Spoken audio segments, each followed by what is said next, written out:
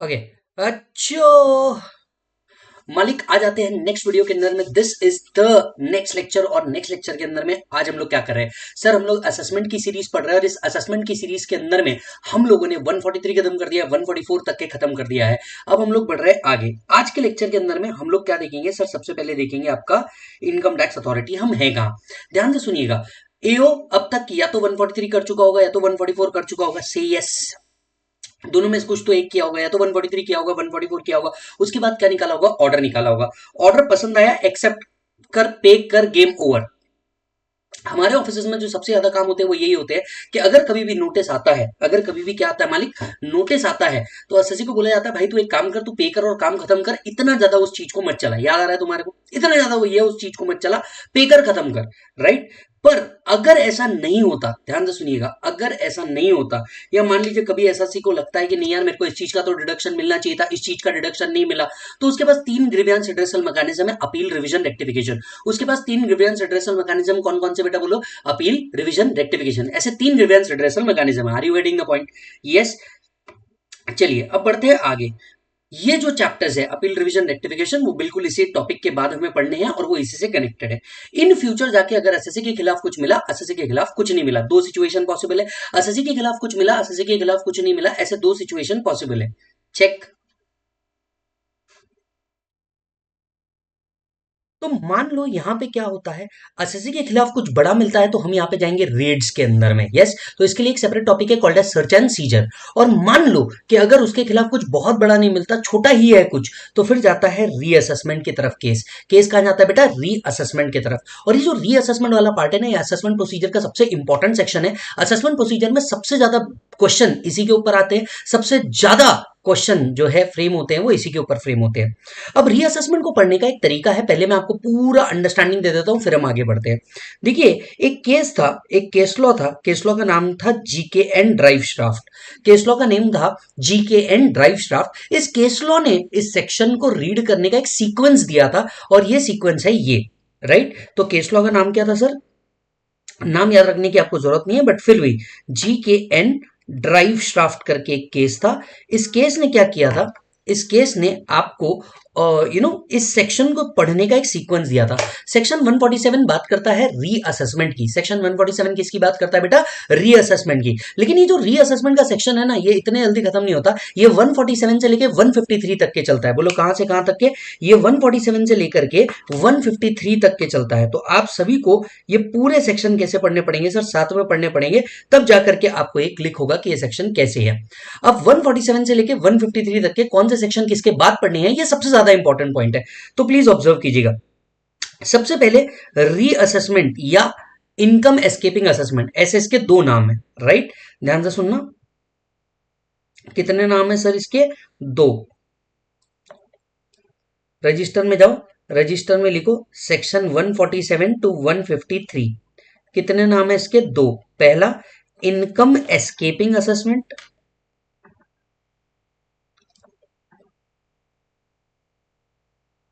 और इसी का नाम है रीअसेसमेंट। तो इस पर्टिकुलर चैप्टर के कितने नाम है मालिक, दो नाम है, इनकम एस्केपिंग असेसमेंट और रीअसेसमेंट, ऐसे दो नाम है इस पर्टिकुलर टॉपिक के। क्लियर है? अच्छा जी। अब इसको पढ़ने का एक सीक्वेंस है, इसको पढ़ने का एक सीक्वेंस है। सबसे पहले आप आते हैं सेक्शन 151 पढ़ने के लिए। सेक्शन 151 क्या है, अप्रूवल। भैया अगर आपको इस सेक्शन के अंदर में रीअसेसमेंट करनी है तो आपको क्या लेनी पड़ेगी, अप्रूवल लेनी पड़ेगी। बराबर है। अप्रूवल के बाद आता है भैया टाइम लिमिट। अप्रूवल के बाद आता है भैया टाइम लिमिट। इन टाइम लिमिट्स को फॉलो करना पड़ेगा। टाइम लिमिट के बाद आता है section 150, there is no time limit.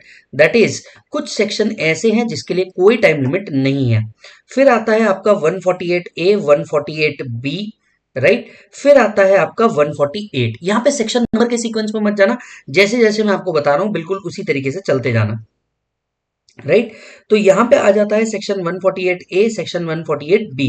अब ये जो देखोगे आप सेक्शन 148A और 148B, राइट, 148A, 148B, इसके बाद आपको क्या करना है, इसके बाद आपको सेक्शन पढ़ना है सेक्शन 148। सेक्शन 148 के अंदर में क्या कवर है सर, नोटिस कवर है। बराबर है। 148A के अंदर में क्या कवर्ड है सर? OOBH कवर्ड है। क्या कवर्ड है sir? OOBH, that is opportunity of being heard cover है। 148B के अंदर में क्या कवर है सर? प्रायर अप्रूवल कवर्ड है। प्रायर अप्रूवल कवर्ड है। एक बार ये हो गया, फिर आप पढ़िए 147, दैट इज रीअसेसमेंट। ये हो गया तो फिर आपको पढ़ना है सीधा 152 एंड 153। 152 दिया गया है इसके टैक्स रेट्स, एंड 153 आपको यहां पे दिया गया है यू नो टाइम लिमिट। तो एक बार फटाक से ये लिख लो।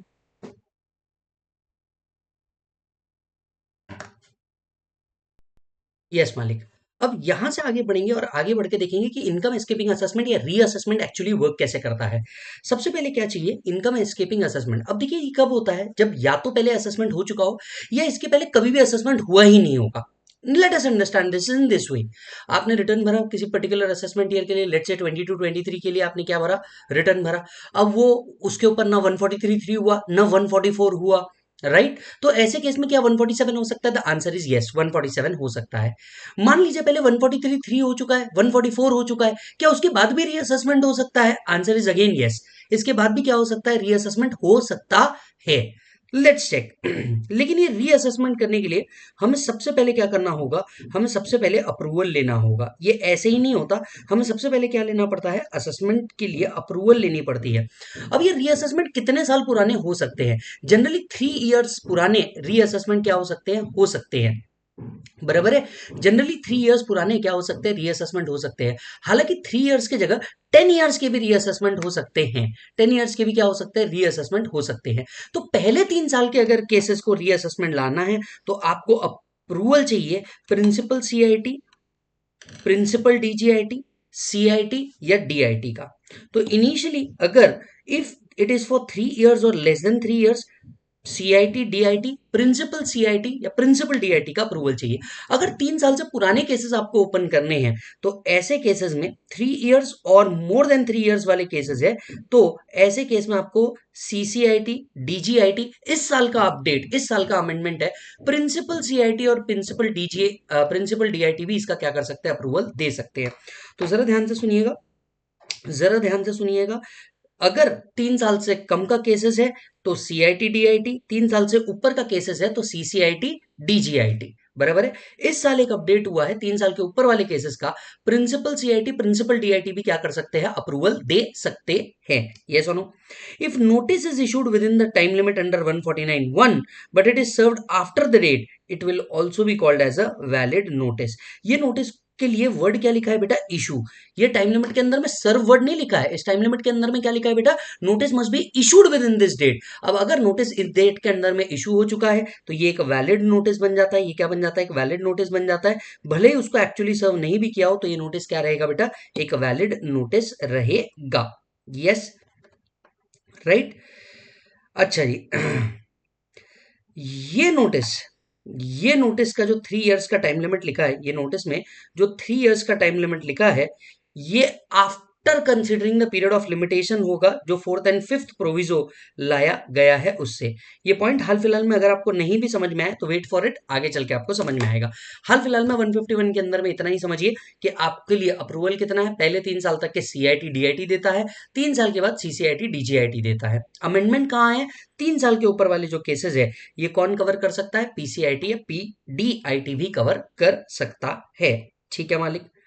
चलो, एक एक सेक्शन में यहां पे लिखते जाऊंगा और आप भी एक एक सेक्शन को क्या करते जाइए? लिखते जाइए साथ साथ में। तो सेक्शन 151 सबसे पहले क्या चाहिए मालिक? अप्रूवल चाहिए। अप्रूवल किसका चाहिए? अप टू 3 इयर्स और less CIT oblique DIT, principal CIT oblique principal DIT. Beyond 3 years वाले case principal CCIT, principal DIT, CCIT DIT.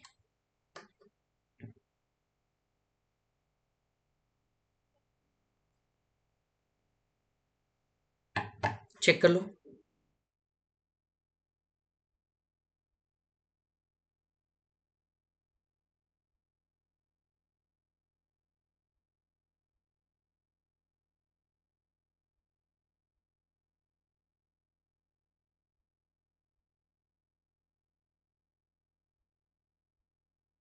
Done है। अच्छा जी सर, एक बार आपका अप्रूवल आ गया, 151 में एक बार आपका अप्रूवल आ गया, अब आता है नोटिस कब तक के इशू कर सकते हैं रीअसेसमेंट करने के लिए। रीअसेसमेंट करना है मतलब नोटिस इशू करनी पड़ेगी, यस और नो, नोटिस इशू करनी पड़ेगी। नोटिस कब तक के इशू कर सकते हैं, 149 के अंदर में आते हैं। यहाँ पे फाइनेंस एक्ट 2023 से अमेंडमेंट भी आया है, तो उसके ऊपर भी हम लोग क्या करेंगे, फोकस करेंगे। जनरली जनरली आप 3 असेसमेंट ईयर तक के क्या कर सकते हैं, 3 रेलेवेंट असेसमेंट ईयर तक के पीछे जा सकते हैं। तो मान लीजिए आपका असेसमेंट ईयर अगर 23-24 है, तो आप पिछले 3 असेसमेंट ईयर तक के जा सकते हैं, पिछले 3 असेसमेंट ईयर तक के जा सकते हैं। तो जो भी रिलेवेंट ईयर का आपको केस ओपन करना है, वहां से आगे 3 साल तक के आप क्या कर सकते हो, केस ओपन कर सकते हो। In general notice can be issued with in 3 years from the end of relevant assessment year. तो रेलेवेंट असेसमेंट ईयर अगर आपका 20 to 23 है, तो 24, 25, 26 तक के क्या हो सकता है, केस ओपन हो सकता है। 2026 तक के क्या किया जा सकता है, केस ओपन किया जा सकता है। राइट। क्या 3 साल के ऊपर भी जा सकते हैं हम लोग, 3 साल के बियॉन्ड भी जा सकते हैं हम लोग, यस सर। अगर आपका अगर आपका एस्केप्ड इनकम 50 लाख से ऊपर का है, represented in the form of asset और represented in the form of expenditure. अब जरा सोच करके देखिएगा, जरा सोच करके देखिएगा, आदमी ने अगर कोई इनकम एस्केप की है असेसमेंट में, मतलब इसके पहले अगर वो असेसमेंट में कंसिडर नहीं हुई होगी, तो ये 50 लाख का वो क्या कर सकता है, या तो उसने कोई ना कोई एसेट के अंदर में इन्वॉल्व किया होगा, या तो ये एक्सपेंडिचर के फॉर्म में होगा, मतलब उसने कोई एक्सपेंसेस कर दिया है लेकिन ये रिकॉर्ड शो नहीं हुआ और बाद में असेसमेंट में पता चला कि भैया ये इसने क्या कर दिया है, एक्सपेंडिचर कर दिया है। इसका वैल्यू अगर 50 लाख रुपीज से ऊपर जा रहा होगा, तो आपको क्या करना है, 3 साल की जगह आप 10 साल तक के भी कभी भी असेसमेंट क्या कर सकते हो, ओपन कर सकते हो। If income has escaped the assessment, the amount or is likely to amount 50 lakh or more, 50 lakh or more, right, represented in the form of asset or expenditure in or relation to an event, occasion, entries in the books of account। अब ध्यान से सुनिएगा, ये किसी को भी represent कर सकते हैं, ये क्या कर सकते हैं सर, किसी को भी रिप्रेजेंट कर सकते हैं। कोई असेट रिप्रेजेंट कर सकते हैं, कोई एक्सपेंडिचर रिप्रेजेंट कर सकते हैं, हो सकता है कोई ओकेजन भी रिप्रेजेंट कर दें, हो सकता है कोई ओकेजन भी रिप्रेजेंट कर दें। तो notice can be issued up to 10 years from the end of relevant assessment year, from the end of relevant assessment year. अब ये जो अमेंडमेंट आया था ना, ये आया था सर 20 to 23 असेसमेंट ईयर से रिलेटेड, राइट और नॉट। अब ध्यान से सुनिएगा, notice under 148 cannot be issued for assessment year 21-22 or earlier assessment year if notice could not have been issued as per the old provision of section 149। अब इसका meaning समझिए क्या है, और इसको डिटेल में अंडरस्टैंड करना बहुत जरूरी है।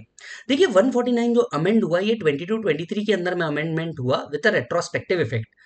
इसके पहले क्या था, इसके पहले आप 4 साल तक के केस ओपन कर सकते थे, और इनकम एस्केपिंग असेसमेंट अगर 50 लाख से ऊपर हो, तो उस केस में हम 6 साल तक के जा सकते थे। मतलब आज जो असेसमेंट ईयर 3 है और 10 है, इसके पहले ये कितने ईयर्स का होता था, ये होता था बेटा 4 ईयर्स और 10 ईयर्स का, ये होता था, सॉरी 4 ईयर्स और 6 ईयर्स का ये केस ओपन हुआ करता था। अब ध्यान से सुनिए, अगर मान लीजिए इसके पहले के ईयर्स का, असेसमेंट ईयर 21-22 के पहले अगर ओल्ड प्रोविजन के हिसाब से टाइम लिमिट खत्म हो चुका है, तो न्यू प्रोविजन के हिसाब से टाइम लिमिट एक्सटेंड नहीं हो सकता था। Let me give you a brief example. मान करके चलिए mister A has an undisclosed income of 10 crore. क्या ये 50 लाख से ऊपर है? Answer is yes. For the assessment year 12-13, 12-13 का केस था। अब 12-13 के केस था, मतलब पुराने लॉ 149 के हिसाब से ये मैक्सिमम कितने साल तक के ओपन किया जा सकता था, 6 असेसमेंट ईयर, बराबर है, 6 असेसमेंट ईयर तक के ओपन हो सकता था। मतलब 2014, 2015, 2016, 2017, 2018, 2019, बराबर है, यानी मैक्सिमम टाइम लिमिट कितना हो सकता था, 2019 हो सकता था। So under the existing provision the notice for reopening of such assessment could have been issued by 31 March 2019, could have been issued by 31 March 2019, बराबर है। अब नया लॉ आ गया, नया लॉ आ गया, नए लॉ के हिसाब से 6 ईयर्स की जगह आप कितने इशू करोगे, 10 ईयर्स करोगे। 6 ईयर्स की जगह कितना करोगे, 10 ईयर्स करोगे। 10 ईयर्स के हिसाब से देखा जाए तो 12 13 + 10 ईयर्स मतलब 2023 तक के केस ओपन हो सकता है। यस, चेक करो, बराबर है मालिक। अब अगर आप ध्यान से सुनेंगे, ध्यान से देखेंगे, ओल्ड लॉ के हिसाब से आप नोटिस कब तक इशू कर सकते थे, मैक्सिमम बाय 2019। अब जैसे ही अमेंडमेंट आया होगा, 6 साल की जगह 10 साल तक के केस ओपन हो सकता है। 2012-13 असेसमेंट ईयर से 10 साल अगर पकड़े तो 22-23 आता है, मतलब लास्ट डेट बन जाती थी 31 मार्च 2023। अब सोचिए, लॉ अमेंड हुआ, इस चक्कर में उन लोगों के केस जो ऑलरेडी बंद हो चुके थे या जिनका टाइम लिमिट खत्म हो चुका था, वो भी वापस से केसेस में आ जाते और इससे अननेसेसरी इनकम टैक्स डिपार्टमेंट का बर्डन बढ़ जाता। तब जाके फर्स्ट प्रोविजो ऐड किया। फर्स्ट प्रोविजो ने कहा कि अगर मान लीजिए असेसमेंट ईयर 21-22 के पहले का केस है और उसका टाइम लिमिट ऑलरेडी खत्म हो चुका है as per the new law, उसका टाइम लिमिट ऑलरेडी खत्म हो चुका है as per the new law, तो न्यू नो उसका टाइम लिमिट ऑलरेडी खत्म हो चुका है as per the old law, तो न्यू लॉ के जो प्रोविजंस है उसके हिसाब से वापस नोटिस इशू नहीं हो सकता। सो under the new scheme of assessment, the notice can be issued for 10 years. So, as per the new provision, such notice could have been issued by 31st March 2023.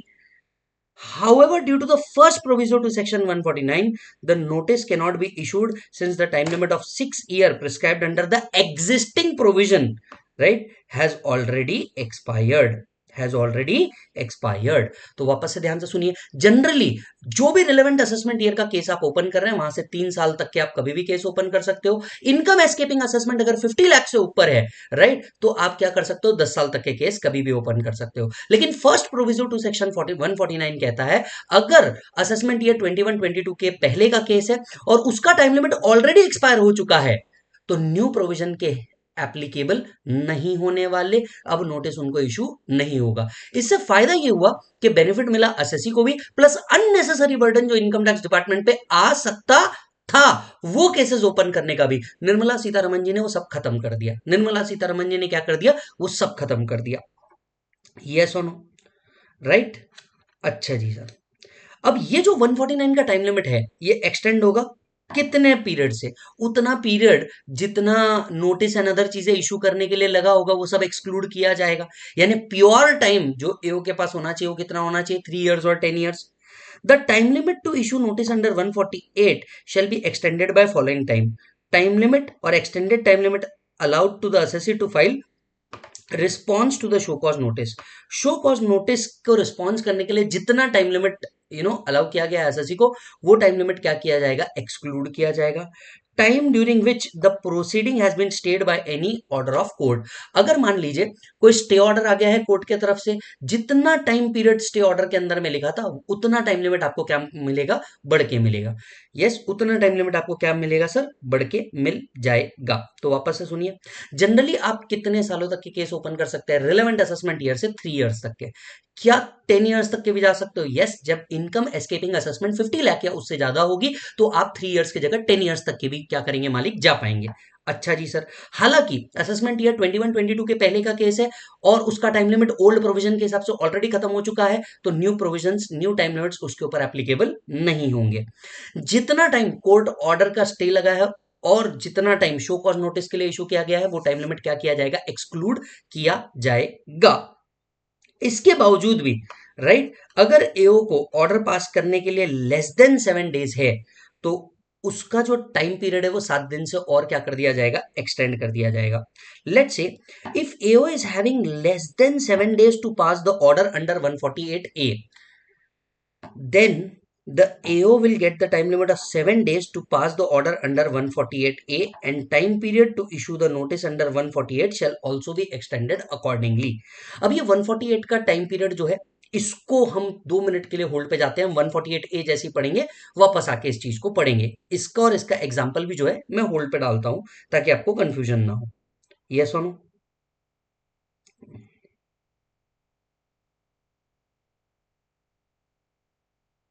अच्छा जी। एक और प्रोविजन लाया गया है, एक बात समझ के, ये बस मैंने क्या किया है, होल्ड पे डाला है। ये बस मैंने क्या किया है, होल्ड पे डाला है। 147 एक इतना आसान सेक्शन नहीं है जिसको आप पढ़ के रीड कर लो।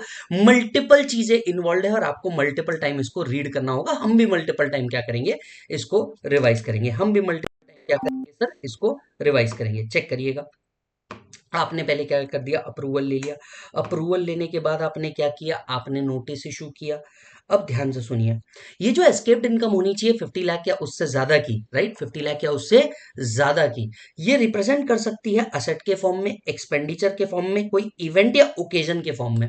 अब आप सोच के देखिए, ये जो असेट है ये एक साल में तो आदमी ने बना नहीं लिया होगा, हो सकता है एक से ज्यादा सालों के अंदर में असेट बने होंगे। हो सकता है एक इवेंट या ओकेजन के ऊपर जो खर्चा हुआ होगा एक से ज्यादा साल में हुआ होगा। तो सिर्फ एक ही ईयर का नोटिस इशू होगा या उन हर ईयर का, जिन ईयर में ये रिप्रेजेंट कर रहे होंगे उन ईयर का होगा। Let me give you an example. मान लीजिए पहले एस्केप्ड इनकम जो थी, जो इनकम इसके पहले असेसी ने शो नहीं करी होगी, मोस्टली जो केसेस रेड में आने वाले होंगे वो। अब सोच के देखिए, किसी ने इनकम एस्केप्ड करी होगी 50 लाख के ऊपर की, शो ही नहीं करी होगी, बराबर है। उससे उसने सबसे पहले लैंड खरीदा और लैंड के बाद उस पर बिल्डिंग भी बना दिया। लैंड जो खरीदा वो ईयर 1 में खरीदा, बिल्डिंग जो बनाया वो ईयर 3 के अंदर में बनाया। अब जो एस्केप्ड इनकम है, ये तो एक से ज्यादा साल के अंदर में यूज हुई, which is now representing as asset. Yes और नो? तो नोटिस क्या सिर्फ ईयर 1 की इशू होगी या ईयर 3 की भी इशू होगी, ये सवाल आया। इसके लिए सबसेक्शन 1A इंट्रोड्यूस किया गया। Where escaped income exceed 50 lakh or more, right? The assessment and the investment in such asset expenditure in relation to an event or occasion has been made or incurred in more than one previous year, the notice shall be issued for every such assessment year. तो अगर खर्चा एक से ज्यादा सालों के अंदर में किया गया है, उन हर ईयर्स के लिए क्या किया जाएगा सर, नोटिस इशू किया जाएगा। Getting the point? नीचे एग्जाम्पल लिखा है, पढ़ लो। राइट, चलो पहले यहां तक के मेरे साथ आओ, ये वाला पार्ट लिखो।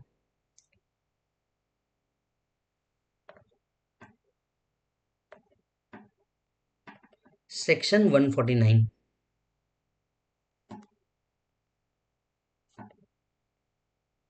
Time limit to issue notice. Generally 3 years from the end of relevant assessment year.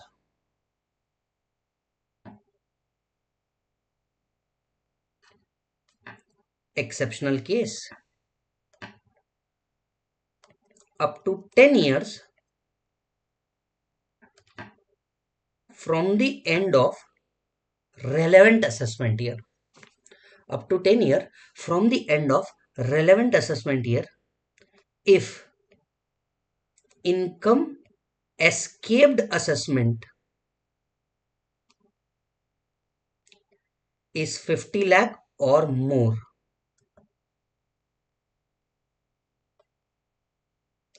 represented in the form of any assets, expenditure, event oblique occasion.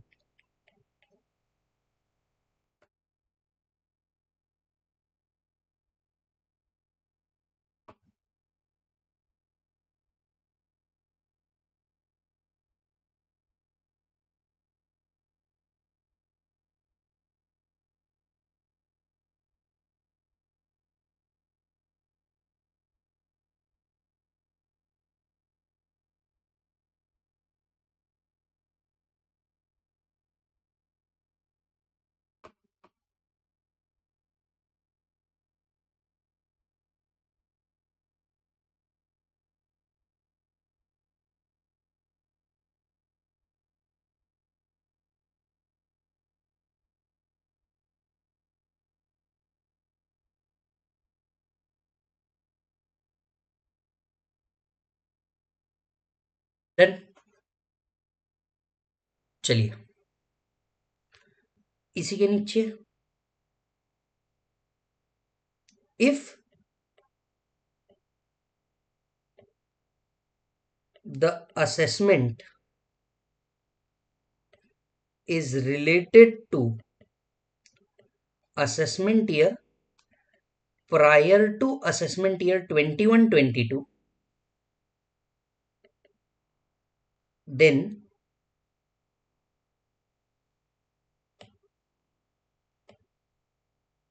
and time limit as per old provision 4 years oblique 6 years has already expired, then notice for 3 years oblique 10 years cannot be issued. For example, assessment year 14-15, assessment year 14-15, right?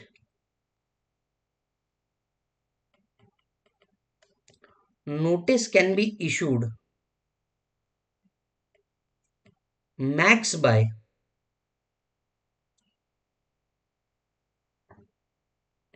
31st March 2021,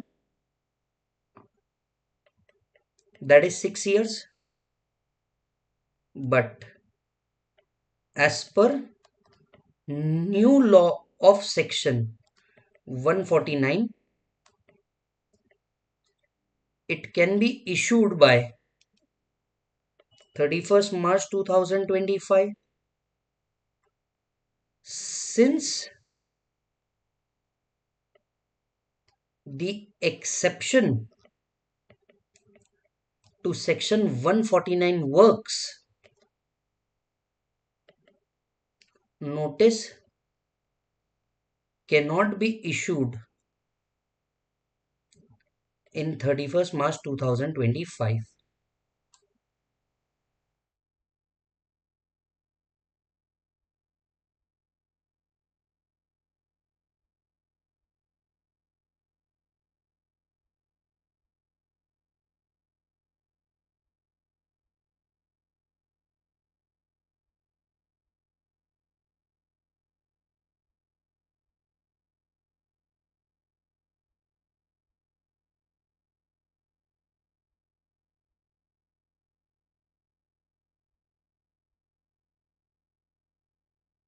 है बेटा, चलो ये हो गया। 3 साल 10 साल तक के केस कभी भी ओपन किए जा सकते हैं, ये पॉइंट आ गया। अभी हम लोगों ने एक्सेप्शन वाला पार्ट भी नहीं लिखा, ये वाला पार्ट भी नहीं लिखा, पहले हम लिखेंगे ये ताकि बेटर अंडरस्टैंडिंग आए।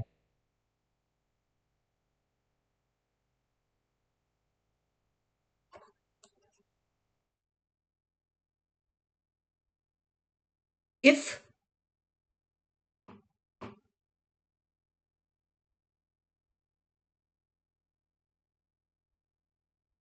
the assets oblique expenditure oblique event is incurred in more than 1 year, notice under section 148 shall be issued for all such assessment year.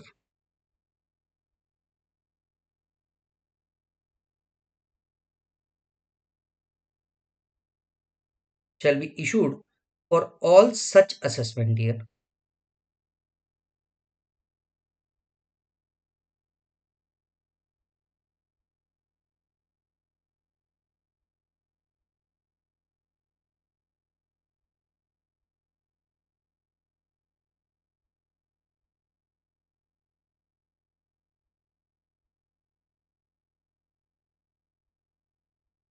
Done है? चलो यहां तक के क्लियर है। अब ध्यान से सुनना, यहां एक और अमेंडमेंट आया है, मतलब this is the another amendment in the series. मान लीजिए अगर सर्च इनिशिएट होती है, मतलब ये प्योर केस है किसका? रेड का। मान लीजिए अगर सर्च इनिशिएट होती है, yes, if search is initiated, completed or requisition is made after 15th of March for any assessment year, अगर ये रेड होती है, असेसमेंट होती है, सर्च होती है और ये कंप्लीट होती है after 15th of March of any financial year, right? In case where AO has deemed information that income has escaped assessment, और ये हम मान लेते हैं, देखिए क्या होता है, सर्च का जो केस होता है ना, सर्च के केस में मान लिया जाता है कि एओ के पास इंफॉर्मेशन है and notice can be issued, ये लॉ है, ठीक है? अब मान लो अगर सर्च एंड सीजर हुई किसी भी फाइनेंशियल ईयर में 15 मार्च के बाद, और एओ के पास क्योंकि सर्च हुई है मतलब इंफॉर्मेशन है that income has escaped assessment, where the information referred to in section 148 emanates for a statement recorded or documents impounded under 131 133A before 31st March of a financial year in consequence of a search completed, and the period of issue of notice expires on 31st March of such financial year, in such cases a period of 15 days shall be excluded for the purpose of computing the period of limitation as per section 149. Further, the notice issued under 148 and 148A, as the case may be, shall deem to have been issued on 31st March of the said financial year.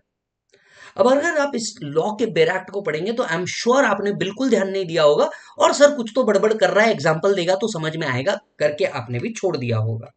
ये बहुत अच्छा amendment है, समझिए इसे, पहले मैं example समझिए। यहां पे एक एग्जाम्पल दिया, एग्जाम्पल को समझते हैं। इस एग्जाम्पल में एक छोटा सा करेक्शन कीजिए, यहाँ पे जो डेट है ये 31 मार्च 20 मार्च 2024 कर लीजिए। ये जो डेट है इसको 20 मार्च 2024 कर लीजिए, बराबर है? अब ध्यान से सुनिएगा। In a case a search is conducted on 20 March 2024, बराबर? सर्च कंडक्ट हुई है, पहली बात सर्च अगर कंडक्ट हुई है मतलब एओ के पास इंफॉर्मेशन है विच suggest that income has escaping assessment, बराबर है? अगर ये इनकम एस्केपिंग असेसमेंट 50 लाख से नीचे है तो हम 3 असेसमेंट ईयर तक के कभी भी केस ओपन कर सकते हैं, राइट? एंड अगर ये इनकम एस्केपिंग असेसमेंट 10 ईयर्स के लिए ओपन कर सकते हैं, कब बेटा? जब हमको लगता है that income escaping assessment 50 lakh से ऊपर है। क्या आपको याद है ये सारी चीजें? तो हम जनरली केस कितने साल के लिए ओपन कर सकते हैं सर? रेलेवेंट असेसमेंट ईयर से 3 ईयर्स तक के कभी भी हम केस ओपन कर सकते हैं, या फिर 3 ईयर्स की जगह हम 10 ईयर्स तक का भी केस ओपन कर सकते हैं अगर इनकम एस्केपिंग असेसमेंट 50 लाख से ऊपर है। सर्च के केस में अज्यूम किया जाता है कि भैया एओ के पास क्या है, इंफॉर्मेशन है। अब इस केस में देखिए कुछ अमेंडमेंट आया है, अमेंडमेंट को पहले एग्जांपल से समझो फिर प्रोविजन से समझना तो समझ में आएगा। सर्च कंडक्ट हुई है, सर्च कब कंडक्ट हुई है? 15 मार्च के बाद कंडक्ट हुई है, बराबर है? तो in case a search is conducted after 15 March of a particular financial year, बराबर है? इस financial year that is 23-24 financial year में अगर सर्च कंडक्ट हुई है, 23-24 के फाइनेंशियल ईयर में अगर सर्च कंडक्ट हुई है, हम कौन कौन से साल के केस ओपन कर सकते हैं? जनरली 3 ईयर्स या 10 years. 3 years in general, 10 years जब इनकम एस्केपिंग असेसमेंट 50 लाख के ऊपर होगा तो। अब इस प्रॉब्लम में इनकम एस्केपिंग असेसमेंट 50 लाख के ऊपर तो बताया नहीं है, मतलब हम 3 ईयर्स तक के जा सकते हैं। The AO has deemed information that income has escaped assessment, he can issue the notice. कब कब के इशू नोटिस कर सकता है सर वो? सबसे पहले 2021 देख, असेसमेंट ईयर 2021 है, मतलब 22 21 22 22 23 23 24 31 मार्च 2024 तक के वो क्या कर सकता है? केस ओपन कर सकता है। अब देखिए जनरली क्या होता है, प्रैक्टिकली स्पीकिंग, आपका 1 से 1.5 साल तो सिर्फ क्या हो जाता है, समरी असेसमेंट कर, असेसमेंट कर, उसमें जितना टाइम लिमिट उसको दिया है, शो कॉज नोटिस के लिए दिया है, रिस्पॉन्ड करने के लिए दिया है, एटसेट्रा एटसेट्रा, इसमें खत्म हो जाता है। तो प्रैक्टिकल प्रॉब्लम ये आ रही थी कि इस 3 ईयर्स के अंदर में ये जो 3 ईयर्स का टाइम लिमिट है ये थोड़ा सा कम पड़ रहा था, बहुत सारे केसेस में आइडेंटिफाई किया गया। अब यहां ध्यान से सुनिएगा, करंट फाइनेंशियल ईयर में 15 मार्च के बाद रेड हुई, बराबर है? अब 2021 असेसमेंट ईयर का केस 3 ईयर्स तक के ओपन हो सकता है, मतलब 21 22 22 23 23 24, बराबर है? 31 मार्च 2024 लास्ट डेट है। अब ध्यान से सुन, तेरी रेड कंडक्ट हुई 20 मार्च 2024, तेरी रेड कंडक्ट हुई 20 मार्च 2024, लास्ट डेट क्या बनती है 31 मार्च 2024। मतलब प्रैक्टिकली तेरे पास कितने दिन बच गए, सिर्फ 12 डेज बच गए। प्रैक्टिकली तेरे पास कितने दिन बच गए, सिर्फ 12 डेज बच गए। अब नया अमेंडमेंट आया है। नया अमेंडमेंट कहता है कि मान लीजिए आपको जो करंट ईयर में आपने 15 मार्च के बाद रेड की है, करंट फाइनेंशियल ईयर में 15 मार्च के बाद आपने क्या की है, रेड की है। और उस पर्टिकुलर असेसमेंट ईयर के नोटिस इशू करने का जो टाइम लिमिट है, अगर वो 15 दिन से कम है, उस पर्टिकुलर ईयर के नोटिस इशू करने का जो टाइम लिमिट है वो 15 दिन से कम है, तो आपको 15 दिन एक्सटेंड होके मिलेंगे आफ्टर 30 मार्च। आपको 15 दिन एक्सटेंड होकर के मिलेंगे आफ्टर 31 मार्च। यस और नो। अब देखिए, he can issue the notice, कौन कौन से ईयर की नोटिस इशू कर सकता है, स्टार्टिंग फ्रॉम 2021 की इशू कर सकता है जो 31 मार्च 2024 तक की आ रही है। उसके बाद 21-22 की भी कर सकता है, 22-23 की भी कर सकता है, 23-24 की भी कर सकता है। नोटिस कोई भी पर्टिकुलर ईयर के लिए 148 के अंदर में इशू हो सकती है। Since 3 year time limit for this year has not expired as on the date of search, however for 2021 the AO has the period of only 12 days for issue of notice under 148। सिर्फ 12 days बचा है उसके पास। After it would be time barred, उसके बाद वो particular year 2021 का क्या नहीं कर पाएगा, केस ओपन नहीं कर पाएगा, unless and until income escaping assessment 50 lakh से ऊपर हो। Hence, in order to allow more time to AO, for assessment year 2021, AO can issue the notice up to 15th March 2024 and such notice shall deem to have been issued on 31st March 2024।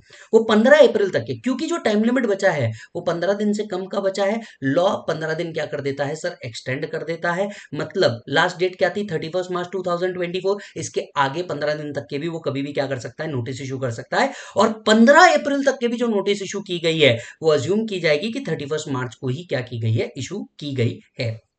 तो चलिए वापस से ध्यान से सुनते हैं। 149 के ऊपर बहुत अच्छे से ध्यान दो, मुझे लगता है इसके ऊपर क्वेश्चन बन सकता है।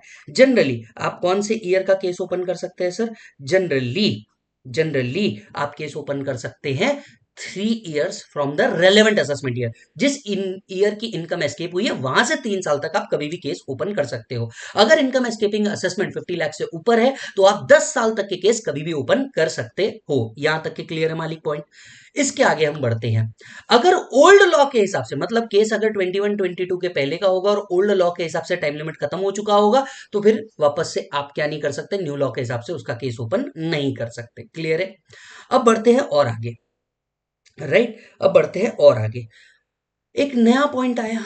नया पॉइंट कहता है कि मान लीजिए आपका रेड, ये प्रोविजन सिर्फ और सिर्फ रेड के केस में आएगी। आपका जो रेड हुआ, where the search is initiated after 15 March of any financial year. मतलब अब ध्यान से देखो, रेड का डेट अगर करंट फाइनेंशियल ईयर में 15 मार्च के आगे है तो आपने इस अमेंडमेंट पे दिमाग लगाना, नहीं तो आपने इस अमेंडमेंट पे दिमाग भी नहीं लगाना है। नहीं तो आपने इस अमेंडमेंट पे क्या नहीं करना है, दिमाग भी नहीं लगाना है, बिल्कुल छोड़ देना, आगे बढ़ जाना। ठीक है, ध्यान से सुनना। अगर रेड करंट फाइनेंशियल ईयर में 15 मार्च के आगे बढ़ रही है, राइट, रेड हुई है मतलब एओ हैज द इंफॉर्मेशन, बराबर है, and the period for issue of notice expire on 31 March of the said financial year, और उसी फाइनेंशियल ईयर में period for issue of notice क्या हो रहा है, खत्म हो रहा है। मान लीजिए रेड हुई है after 15 March of the current financial year end time limit for issue of notice 31 मार्च को क्या हो रहा है, खत्म हो रहा है। In such cases the period of 15 days shall be excluded for computing the period of limitation. तो यहां पे जो 15 डेज है ये आपको क्या मिलेंगे, एक्सक्लूड किए जाएंगे पीरियड ऑफ लिमिटेशन से। और यही एक्सक्लूड किए जाएंगे पीरियड ऑफ लिमिटेशन से, इसका मीनिंग क्या होता है, जो भी आपका टाइम लिमिट है उसमें आपको 15 दिन क्या करके मिल जाएगा, एक्सटेंड करके मिल जाएगा। Further, the notice issued under 148 and show cause notice issued as the case may be shall deem to have been issued on 31st March of the said financial year। अब ये 15 दिन देने के बावजूद भी आपका जो नोटिस है ये क्या अज्यूम किया जाएगा, 31 मार्च को ही इशू किया है। वापस से एग्जांपल समझो। मान लो आपकी सर्च कंडक्ट हुई करंट फाइनेंशियल ईयर 23-24 के अंदर में ऑन 20 मार्च 2024। मतलब अगर आपकी क्या हुई है, कंप्लीट हुई है 15 मार्च के बाद। रेड अगर आपकी क्या हुई है मालिक, कंप्लीट हुई है 15 मार्च के बाद, एंड करंट फाइनेंशियल ईयर में किसी पर्टिकुलर असेसमेंट का टाइम लिमिट खत्म हो रहा है for issue of notice. Let's say assessment year 2021, इसका नोटिस कब तक के इशू होना चाहिए, 21-22, 22-23, 23-24, मतलब for the assessment year 2021 time limit खत्म होने जा रहा है ऑन 31 मार्च 2024। से यस, टाइम लिमिट खत्म होने जा रहा है ऑन 31 मार्च 2024। अब कितने दिन बचे रेड के बाद इस नोटिस को इशू करने के लिए? भैया रेड होगी, रेड के बाद सब सीज करेंगे, भैया टाइम लिमिट तो मिलना चाहिए ना डिपार्टमेंट को भी। अब रेड ही कंडक्ट हुई आपकी 20 मार्च 2024 को, और टाइम लिमिट खत्म हो रहा है नोटिस इशू करने का मात्र 12 दिन के अंदर में। ऐसे केस में 15 मार्च के बाद 31 मार्च या 30 मार्च व्हाट्सोएवर आपके पास सिर्फ 15 दिन बचते हैं। ये 15 दिन क्या किए जाएंगे? एक्सक्लूड किए जाएंगे from the overall time limit. मतलब आपको 15 दिन और क्या करके मिलेंगे? एक्सटेंड करके मिलेंगे। The AO can issue the notice up to 15 April 2024। ये 15 दिन आपको क्या कर दिए जाएंगे? एक्सटेंड करके दे दिए जाएंगे। और क्योंकि ये 15 दिन वो लोग क्या कर रहे हैं? एक्सटेंड कर रहे हैं मालिक, आप नोटिस 15 अप्रैल 2024 तक के इशू कर सकते हो। पर लॉ अज्यूम करेगा कि आपने नोटिस कभी इशू कर दी? 31 मार्च को ही इशू कर दी। सीधे शब्दों में ये 15 दिन एक्स्ट्रा दिया गया है। किसको? डिपार्टमेंट को। प्रोविजन किसके फेवर में आई है? डिपार्टमेंट के फेवर में आई है। समझ में आ रही है बात? चलिए चेक कीजिए, लिखिए ये amendment.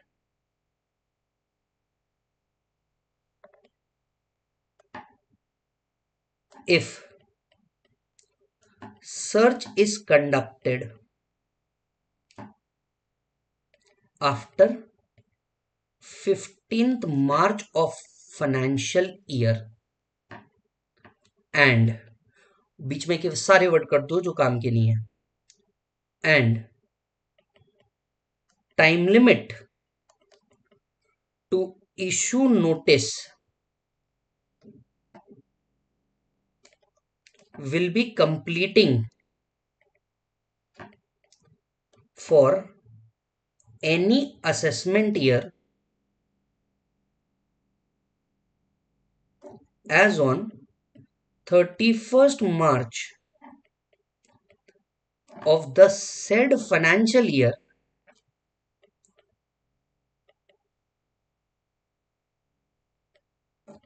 the time limit of 15 days shall be of 15 days more shall be available to AO to issue notice under section 148. For example, for assessment year 2021, notice under section 148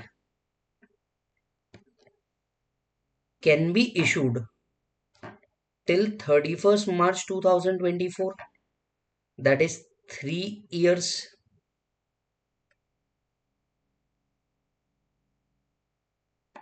बराबर है? Raid conducted on, let's say, 18th March 2024, notice under section 148 can be issued till 15th April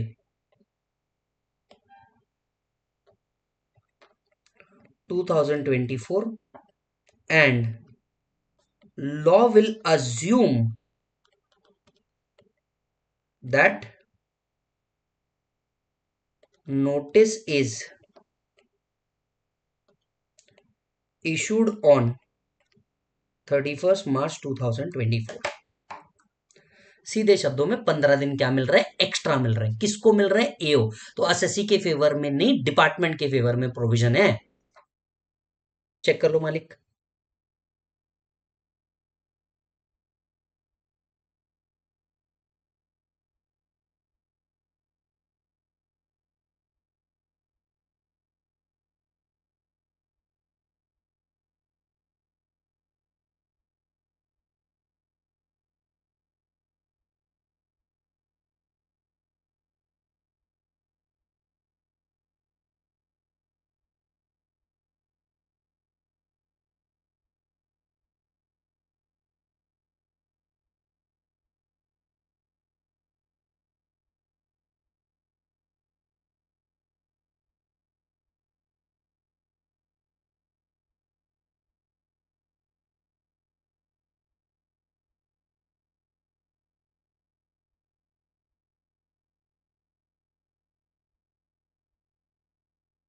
done.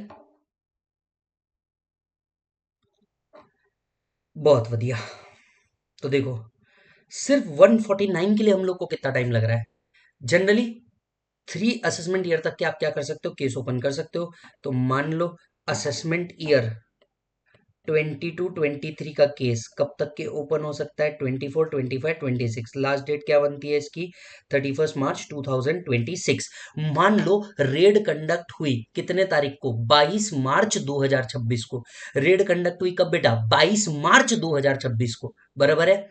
अब उसके पास जो time limit बचा है, वो तो सीधे शब्दों में लेस देन 15 दिन ही बचा है।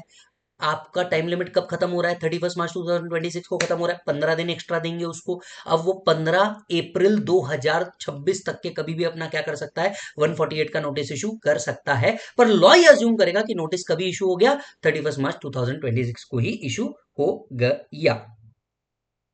क्लियर? चलो, तो 3 साल या 10 साल कभी भी चलेगा। अगर ओल्ड प्रोविजन के हिसाब से टाइम लिमिट खत्म हो चुका होगा तो न्यू प्रोविजन के हिसाब से टाइम लिमिट नहीं आ सकता।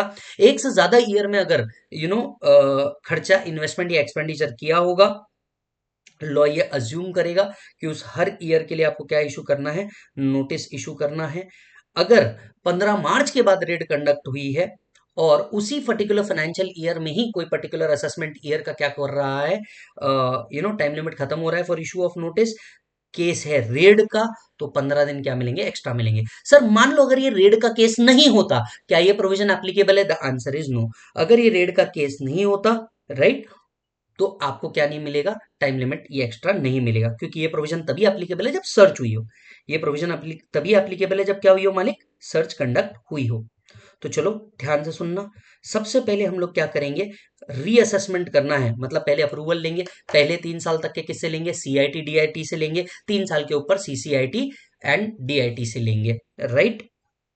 इस साल एक अमेंडमेंट आया है, पहला अमेंडमेंट यहां आया है। 3 साल के ऊपर वाले केस प्रिंसिपल सीसीआईटी या प्रिंसिपल डीआईटी भी क्या कर सकते हैं? अप्रूव कर सकते हैं। ये हुआ पहला अमेंडमेंट इन सीरीज के अंदर में। दूसरा, भैया आपको क्या करना पड़ेगा? नोटिस इशू करना पड़ेगा। नोटिस कब तक के इशू कर सकते हैं? 3 साल 10 साल तक के आप क्या कर सकते हो? नोटिस इशू कर सकते हो। तो ये था सीरीज का दूसरा सेक्शन। अब सीरीज का तीसरा सेक्शन आता है, सेक्शन 150। अब ये सेक्शन 150 क्या कहता है? सेक्शन 150 बड़ा कमाल कहता है सर, जो भी कहता है। सेक्शन 150 कहता है, मान लीजिए अगर ये रीअसेसमेंट, इनकम एस्केपिंग असेसमेंट आप किसी कोर्ट के ऑर्डर से कर रहे हैं, यस आप किसी कोर्ट के ऑर्डर से कर रहे हैं, तो कोई टाइम लिमिट एप्लीकेबल नहीं है। इट मींस मान लीजिए केस कोर्ट में गया और कोर्ट ने इनकम टैक्स डिपार्टमेंट को क्या किया? ऑर्डर दिया कि भैया आप क्या करिए, इस आदमी का इनकम एस्केपिंग असेसमेंट करिए, रीअसेसमेंट करिए। अब भले ही 3 साल 10 साल खत्म हो चुके हो, क्या तो भी केस ओपन हो सकता है? Answer is yes, answer is yes. और यही एक्सेप्शन क्रिएट करता है सेक्शन 150। ध्यान से सुनिएगा। Section 150, notice under 148 can be issued at any time. Notice under 148 can be issued at any time for assessment or reassessment in order of owing to an order of CIT appeal, high court, supreme court, ITAT और order of a court under any other law. तो मान लो अगर आपको CIT, high court, supreme court या ITAT का order आया है और आपको रीअसेसमेंट करने बोला है, तो फिर ऐसे केस में ये जो टाइम लिमिट आपको दिख रहा है ना, कौन सा टाइम लिमिट? 3 साल और 10 साल, ये एप्लीकेबल ही नहीं है। मतलब मान लो कोई पर्टिकुलर केस का 15 साल बाद भी असेसमेंट ओपन होना है और कोर्ट का ऑर्डर है, तो वो हो सकता है। Getting it? चलो आओ, इन सेक्शंस को ना बेटा मल्टीपल टाइम पढ़ना पड़ता है, लेकिन मैं आपको बोल रहा हूं सर, इस लेक्चर के एंड में आप सर वीडियो को लाइक भी करोगे और बोलोगे सर मजा आ गया पढ़ के। Section 150, no time limit.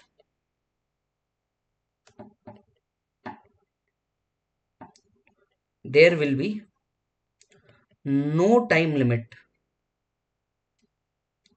For issue of notice under section 148 if ordered to do reassessment is passed by CIT appeal, high court, supreme court, ITAT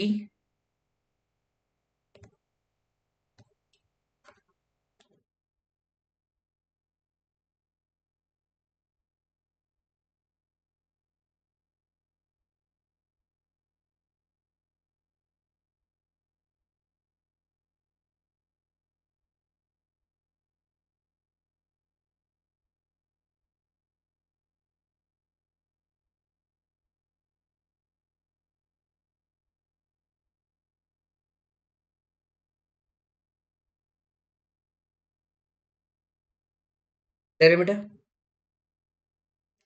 चलो। सो सबसे पहले आपने अप्रूवल ली, अप्रूवल लेने के बाद ये चेक किया कि क्या हम नोटिस भेज सकते हैं, क्या हमारे पास टाइम है क्या, और अगर कोर्ट का ऑर्डर है तो आपने तो सोचना ही नहीं है, आपने क्या करना है, सोचना ही नहीं है, बिंदास नोटिस इशू कर देनी है। अब देखिए, निर्मला सीतारमन जी ने एक बहुत बड़ा चेंज लेके आया था 148 ए। जनरली इनकम एस्केपिंग असेसमेंट जब भी होता था ना, इसमें कोई अपॉर्चुनिटी ऑफ बीइंग हर्ड नहीं मिलता था, और फिर इसके ऊपर बहुत सारे केस लॉ थे, इसके ऊपर बहुत सारे केस लॉ थे कि भैया हर असेसमेंट में एसएससी को अपॉर्चुनिटी ऑफ बीइंग हर्ड तो मिलनी चाहिए। यस, अब ये उसका बेसिक राइट है, ये उसका फंडामेंटल राइट है। निर्मला सीतारमन जी ने इन सेक्शन को अमेंड करके क्या किया था, एक और सेक्शन लेके आया था, सेक्शन 148 ए। ये सेक्शन कहता है कि भैया, अगर आपको इनकम एस्केपिंग असेसमेंट करनी है तो एसएससी को अपॉर्चुनिटी ऑफ बीइंग हर्ड देना जरूरी है। अगर एसएससी को अपॉर्चुनिटी ऑफ बीइंग हर्ड नहीं दिया गया तो ये पूरा असेसमेंट ही क्या हो जाएगा, इनवैलिड हो जाएगा, ये पूरा असेसमेंट ही क्या हो जाएगा, इनवैलिड। और इसके लिए एक पूरा प्रोविजन निकाला सेक्शन 148 ए, इसके लिए एक पूरा प्रोविजन निकाला सेक्शन 148 ए। तो चेक करिए सेक्शन 148 ए क्या बोल रहा है सर। सेक्शन 148 ए बोल रहा है procedure before issuance of notice. मतलब आप समझ रहे हैं, नोटिस इशू करने के पहले के प्रोसेस पढ़ रहे हैं भाई साहब अपन, नोटिस इशू करने के पहले के प्रोसेस पढ़ रहे हैं अपन। देखिए क्या लिखा हुआ है, this procedure shall not be applicable in case of search seizure and requisition. पहली बात, ये अपॉर्चुनिटी ऑफ बीइंग हर्ड हम नहीं देंगे सर्च सीजर और रिक्वेजिशन में। जाहिर सी बात है, जब आपके घर में रेड के अंदर में चीजें मिल जाएंगी, फिर आपको किस बात की अपॉर्चुनिटी देंगे। तो अपॉर्चुनिटी ऑफ बीइंग हर्ड ये जो मिलना है, ये रेड के केसेस में नहीं मिलना, बाकी अदर केसेस में मिल जाएगा। क्या होगा सर इस केस में, AO shall before issuing a notice, AO before issuing a notice, क्या बोला बेटा, before issuing a notice shall conduct an inquiry, grant opportunity of being heard, consider the reply of assessee, and AO shall decide within 1 month from the end of the month in which reply is received by him, or where no such replied within 1 month from the end of the month in which time limit expire। तो जरा ध्यान से सुनिए क्या होगा। एओ सबसे पहले other than search cases में क्या करेगा, इंक्वायरी कंडक्ट करेगा, असेसी को अपॉर्चुनिटी ऑफ बीइंग हर्ड देगा, भैया उसकी भी सुनी जाएगी। यानी ये जो नोटिस होगा ये शो कॉज नोटिस होगा, एक शो कॉज नोटिस इशू किया जाता है, और शो कॉज नोटिस में कहा जाता है कि भैया आप रिप्लाई करें कि क्यों आपका इनकम एस्केपिंग असेसमेंट ना हो, right. So a show cause notice is issued to the assessee expecting him to reply that why should not we do the income escaping assessment. Yes. अच्छा, ये जो अपॉर्चुनिटी ऑफ बीइंग हर्ड है, क्या इसका भी कोई टाइम लिमिट है, answer is yes. AO shall provide an opportunity of being heard by serving upon him a SCN, that is show cause notice, being not less than 7 days but not exceeding 30 days from the date on which such notice is issued or such time as the case may be। SSC को reply करने का मौका दिया जाएगा। अब SSC के पास कितना time है रिप्लाई करने का, मिनिमम 7 दिन, मैक्सिमम 30 दिन। एसएससी के पास कितना टाइम लिमिट है, मिनिमम 7 दिन, मैक्सिमम 30 दिन का उसके पास क्या है बेटा, टाइम लिमिट है, राइट। इन शॉर्ट एवं मिनिमम 7 दिन तो देगा ही, और मैक्सिमम 30 दिन देगा रिप्लाई करने के लिए। बराबर है, दो बातें होंगी, रिप्लाई आया नहीं आया। रिप्लाई आया, एओ शैल कंसिडर द रिप्लाई। मान लो रिप्लाई नहीं आया, तो उस केस में जैसे ही 1 महीना एक्सपायर होगा, उस एक्सपायरी से 1 मंथ में, या रिप्लाई आ गया तो जिस मंथ रिप्लाई आया है उस मंथ के एंड से 1 महीने के अंदर में। तो दो सिचुएशन होगी, रिप्लाई आया, रिप्लाई नहीं आया। रिप्लाई आया तो जिस मंथ में आया उस मंथ के एंड से 1 मंथ के अंदर में, या रिप्लाई आया ही नहीं तो जैसे 1 मंथ खत्म होता है वहां से 1 महीने के अंदर में एओ डिसाइड करेगा क्या इनकम एस्केपिंग असेसमेंट करना है या नहीं करना है, इनकम एस्केपिंग असेसमेंट करना है या नहीं करना है। Getting the point. No appeal, no appeal is possible against the order under section 148। no appeal is possible against the order under section 148। assessee can file a writ petition to high court if principle of natural justice is not complied to the AO। yes, ऐसे कोई भी notice के खिलाफ appeal नहीं हो सकती। assessee को अगर लगता है कि ऐसा कोई नोटिस इसको नहीं मिला, उसके बावजूद केस हो गया, तो वो सीधा हाई कोर्ट में जाकर के क्या कर सकता है सर, रिट पिटिशन फाइल कर सकता है। सीधा हाई कोर्ट में जाके क्या कर सकता है सर, रिट पिटिशन फाइल कर सकता है। यस। अगर आपको अभी writ petition and other word नहीं भी समझ में आ रहे होंगे, डरना मत, अगला चैप्टर अपील है उसमें समझ में आएंगे, राइट। तो चलो ध्यान से सुनना। सबसे पहले आपको अपॉर्चुनिटी ऑफ बीइंग हर्ड देना है। हालांकि अपॉर्चुनिटी ऑफ बीइंग हर्ड देने की जरूरत नहीं है, कौन से केस में, सर्च के केस में। Section 148A opportunity of being heard.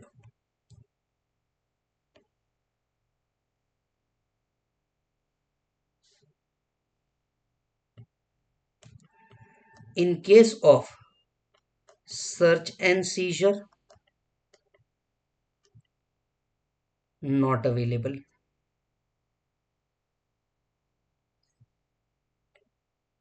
In case of other, AO shall issue show cause notice before issuing notice under section 148 and give time to assessee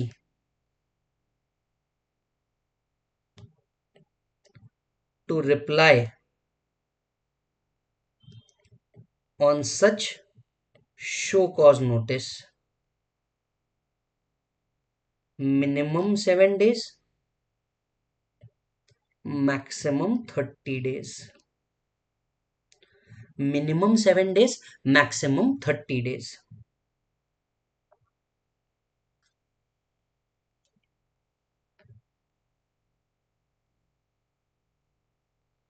Assessee replied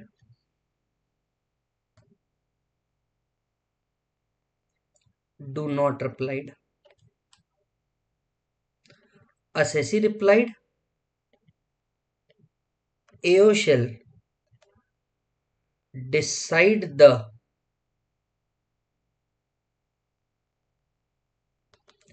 issuance of notice under section 148 or not within 30 days from the end of the month in which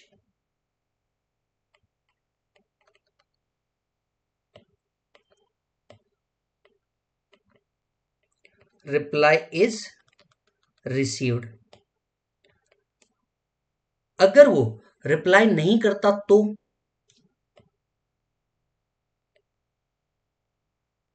within 30 days of expiry of 1 month.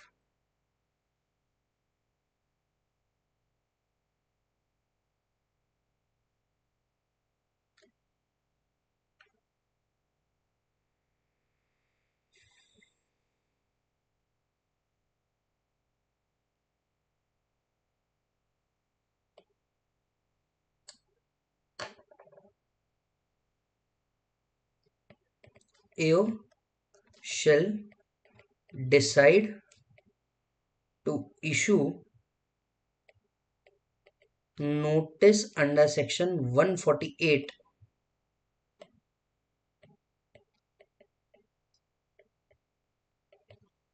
or not.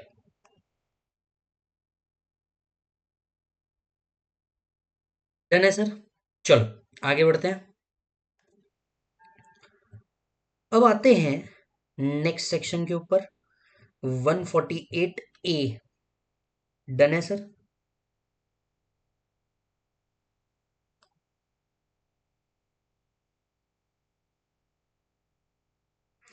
ऊपर आइए।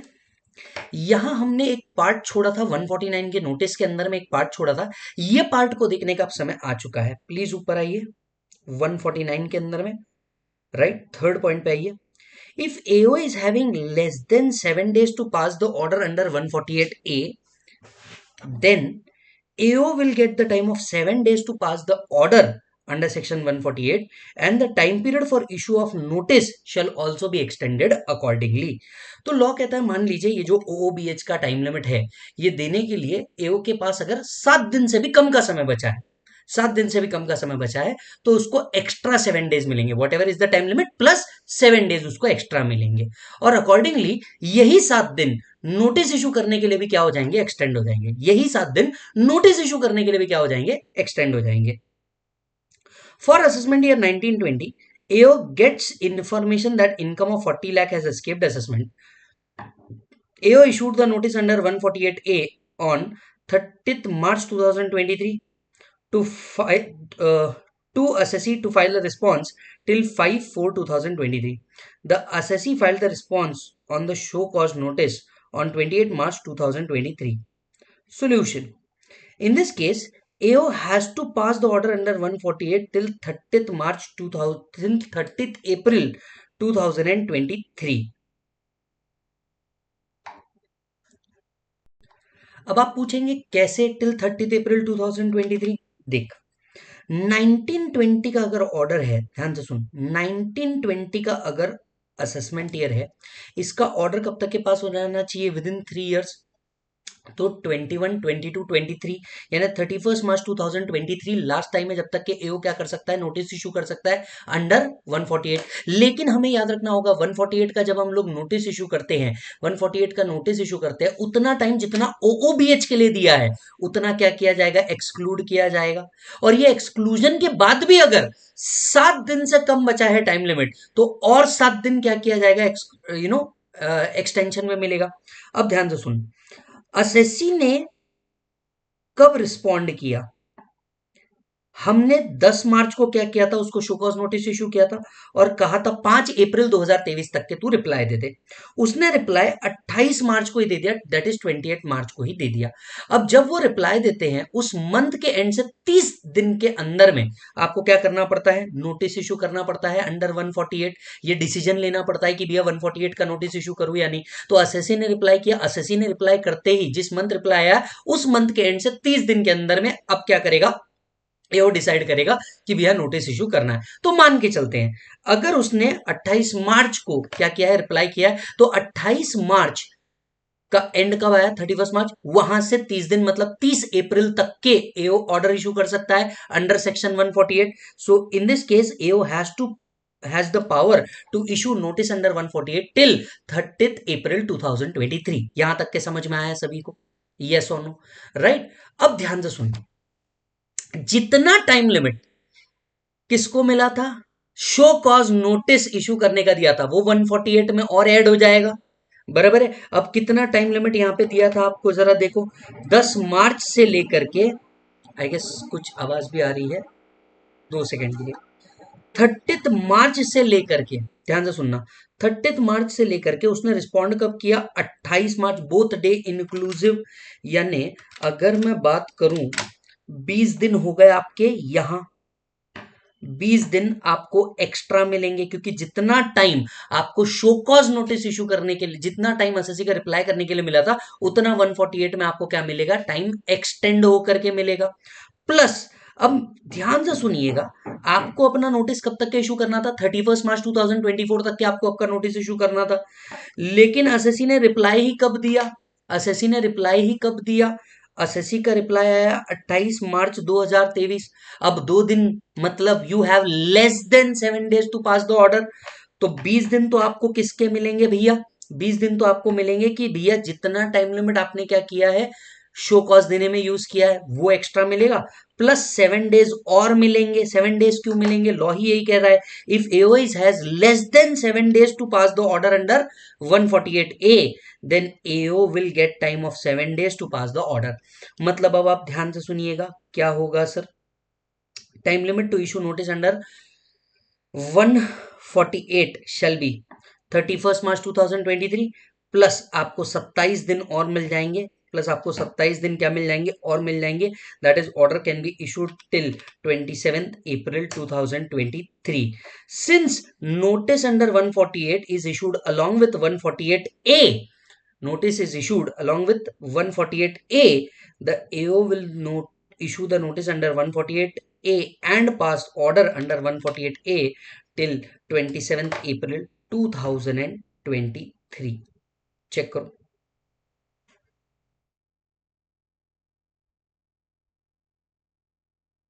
Done है मालिक। तो यहां आकर के हमें extra point लिखना है। ये एग्जाम पॉइंट ऑफ व्यू से इतना इंपॉर्टेंट भी नहीं है।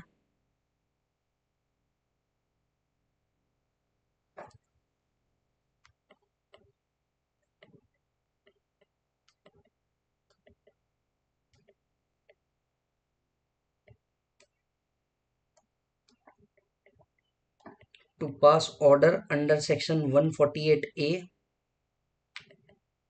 then the time limit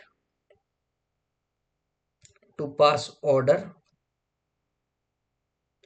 along with the order under section 148 shall be extended by 7 days. Shall be extended by 7 days.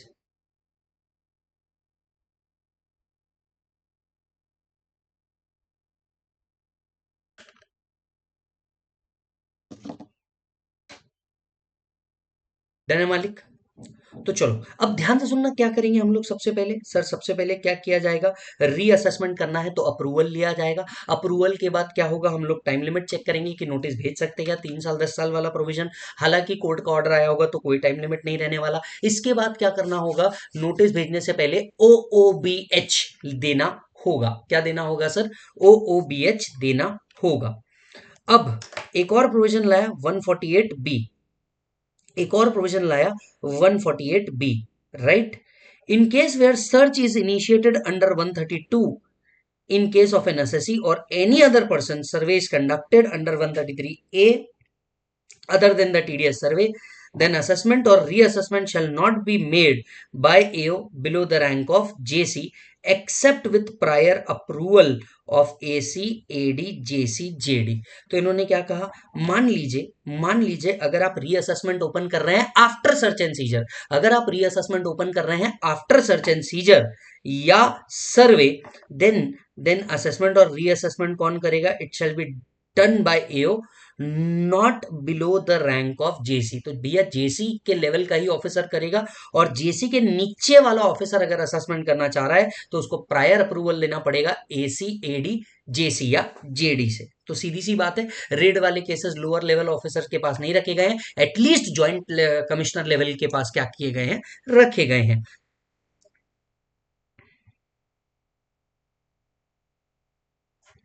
इसको अगर मैं बड़े ही कम शब्दों में लिखना चाहूं, section 148B prior approval,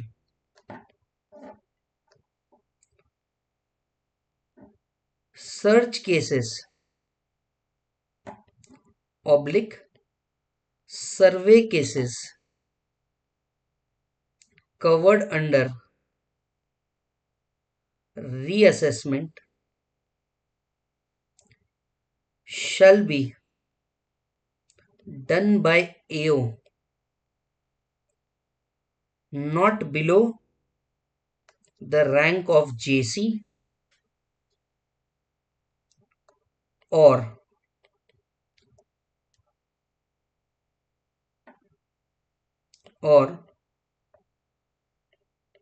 prior approval of ACDC, JCJD shall be required to complete the assessment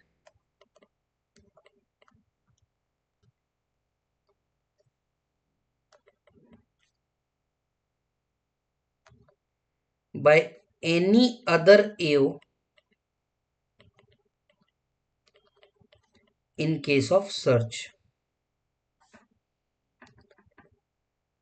In other cases, assessment or reassessment can be done by any AO. In other cases, assessment or reassessment can be done by any AO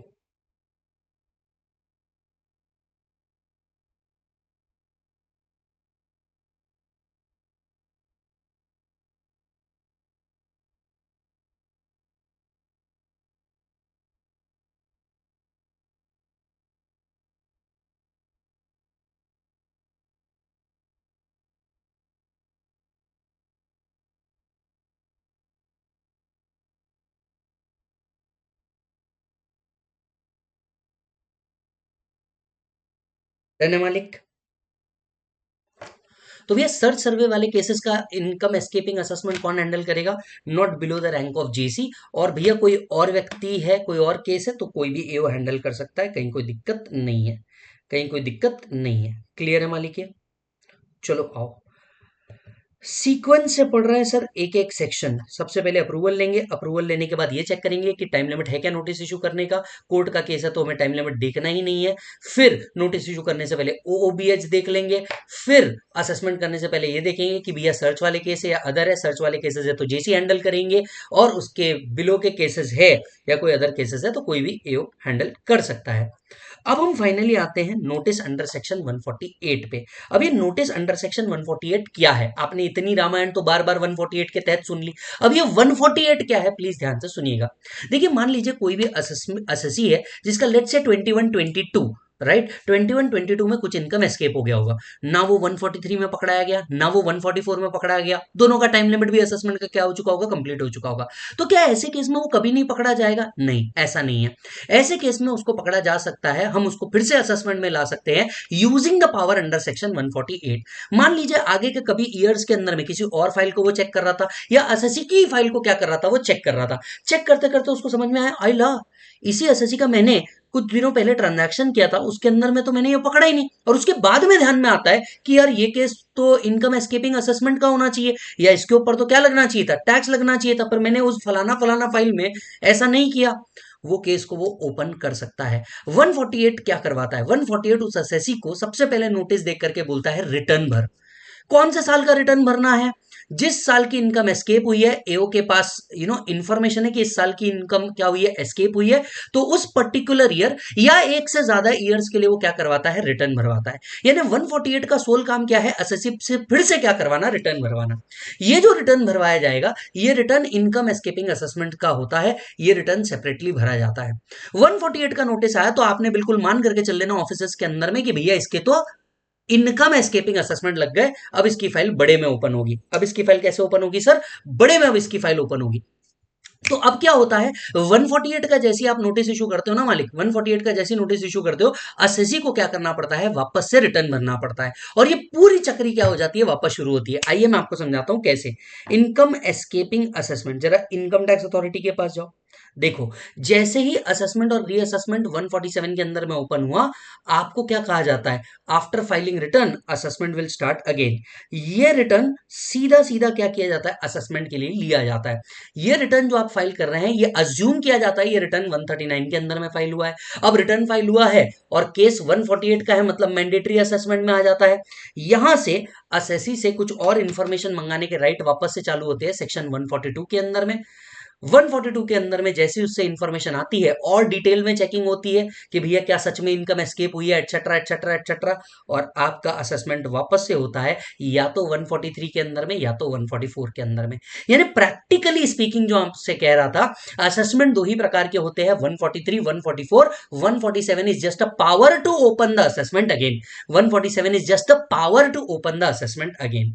अब समझ में आया? धीरे धीरे clarity आ रही है, बात समझना। तो इनकम एस्केपिंग असेसमेंट में डिपार्टमेंट क्या कर रहा है, ये हमारे साथ चालाकी कर रहा है। मान लो अगर किसी पर्टिकुलर ईयर के केस में उससे असेसमेंट के अंदर में छूट गया, पहले समरी असेसमेंट में भी छूट गया, रेगुलर असेसमेंट में भी छूट गया, और 3 साल या एज द केस में भी 10 साल के अंदर में उसको ध्यान में आ जाता है कि यार इसके अंदर तो इनकम एस्केप हुई है, वो क्या करेगा, एसएससी को नोटिस इशू करेगा आफ्टर गिविंग ओओबीएच, आफ्टर गिविंग ओओबीएच, और बोलेगा बेटा रिटर्न भर। 148 के तहत उससे रिटर्न भरवाएगा। ये रिटर्न जैसे ही सबमिट होता है, वापस से डिपार्टमेंट क्या चालू कर देगा, असेसमेंट चालू कर देगा। और एक्चुअली जो असेसमेंट होगी या तो 143 में होगी, प्यार से सारा कंप्लायंस कर रहा है तो, नहीं तो बेस्ट जजमेंट असेसमेंट तो होनी ही है, नहीं तो बेस्ट जजमेंट असेसमेंट तो मालिक होनी ही है। Are you getting the point, right? तो चलिए अब आते हैं 148 के ऊपर। 148 के ऊपर सर नोटिस, ईमानदारी से बताओ, अगर सेल्फ पढ़ने बैठ जाते, इतना हो पाता एक दिन में? नहीं हो पाता। यही आपको फास्ट ट्रैक में करवाया जाता है। कंटेंट कहीं पे भी मिसिंग नहीं रहेगा सर, बस प्रैक्टिस आपको करनी पड़ेगी थोड़ी सी। वर्ड देखिए क्या है, बिफोर मेकिंग असेसमेंट रीअसेसमेंट। अगर आप सेक्शन को ध्यान से देखेंगे ना, यहाँ पे दोनों वर्ड कवर हो रहे हैं, असेसमेंट और रीअसेसमेंट। मतलब फर्स्ट टाइम असेसमेंट भी हो सकता है, रीअसेसमेंट भी हो सकता है, रिकम्प्यूटेशन भी हो सकता है under 147 and subject to provision of 148। आप ध्यान से समझिए, वहां पे वर्ड क्या लिखा है, सब्जेक्ट टू प्रोविजन ऑफ 148। मतलब हम नोटिस तब तक इशू नहीं कर देते जब तक 148 दैट इज ओओबीएच का कंप्लायंस ना हो। लेकिन याद रखें, सर्च के केस में ओओबीएच करने की जरूरत नहीं है, याद है आपको। तो before making assessment reassessment and subject to section 148, AO shall serve on the assessee a notice to file the return. ये जो नोटिस है, ये नोटिस काय के लिए होती है, to file the return of his income or income of any other person in respect of which he is assessable, requiring him to furnish return of income. Such return shall be filed within a period of 3 months from the end of the month in which notice is issued. Amendment, amendment, amendment. ये तीसरा section है 147 की series में जहां पे आपको amendment देखने को मिल रहा है साहब। तीसरा सेक्शन है जहां पे आपको क्या देखने को मिल रहा है, अमेंडमेंट देखने को मिल रहा है। यहां पे इसके पहले साल तक के कोई टाइम लिमिट नहीं लिखा था कि ये रिटर्न कब तक के सबमिट करना है। इस साल से आपको टाइम लिमिट ला दिया गया है कि ये रिटर्न भी आपको कब तक सबमिट करना है। Such return shall be filed with in 3 months from the end of the month in which notice is issued. जिस मंथ में आपको 148 का नोटिस इशूड हुआ है, उस मंथ के एंड से 3 महीने के अंदर में आपको क्या करना है, ये रिटर्न भरना है। क्या आपको फर्दर पीरियड भी दिया जा सकता है? हाँ, for good and valid reason दिया जा सकता है। Such further period or such further period as may be allowed by AO on the basis of application made in this regard। तो जी हाँ, अमेंडमेंट आया है मई 24, नवंबर 24 वालों प्लीज जरा ध्यान से सुनना, अमेंडमेंट आया है। अब आपको ये जो रिटर्न भरना है 148 के अंदर में, वो 3 months from the end of month in which notice is issued submit करना है। Notice can be issued only if AO has information which suggest that income has escaped assessment and AO obtain prior approval under 151। ये notice तभी issue हो सकती है जब एओ के पास क्या है बेटा, कंफर्मेशन है कि कोई इनकम क्या हो चुकी है, एस्केप हो चुकी है असेसमेंट से, और वो प्रायर अप्रूवल ले चुका है। हमने तो पहले ही बोल दिया, प्रायर अप्रूवल पहले लेके आना है, फिर 148 के अंदर में आना है। Are you getting the point? चलो 148 रिपीट करते हैं। आप देखिए, ये पूरे सीरीज के सेक्शन में एटलीस्ट दो दो बार आपको क्या करवा हो, रिपीट करवा रहा हूं, क्योंकि ये बहुत इंपॉर्टेंट बनते हैं बेटा, ये बहुत इंपॉर्टेंट बनते हैं। यस, तो चलो वापस से 148 क्या करवाएगा अब आपसे, एओ को कभी भी, एओ के पास अगर इंफॉर्मेशन है कि इनकम एस्केप हुई है, एओ उन ईयर्स और ईयर के लिए क्या करवाएगा, आपसे रिटर्न भरवाएगा। सर मैंने तो उस साल का रिटर्न ऑलरेडी भरा हुआ है, वो रिटर्न की बात नहीं चल रही है, ये एडिशनल भरना पड़ेगा, ये एडिशनल भरना पड़ेगा। वो रिटर्न जो आपने सबमिट किया वो अलग हो गया, ये एडिशनल रिटर्न है जो आपको सबमिट करना है।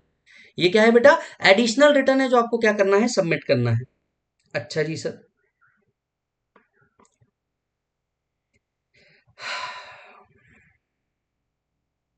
कब तक के, 3 months from the end of the month in which notice is issued। आते जाओ, स्टार्ट करेंगे मालिक। Section 148, notice for assessment under section 147, notice for assessment under section 147। AO may issue the notice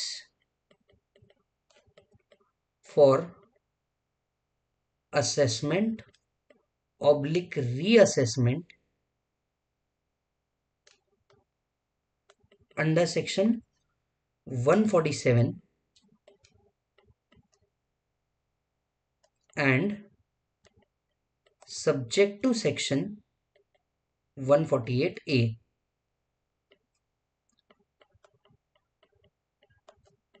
notice require the assessee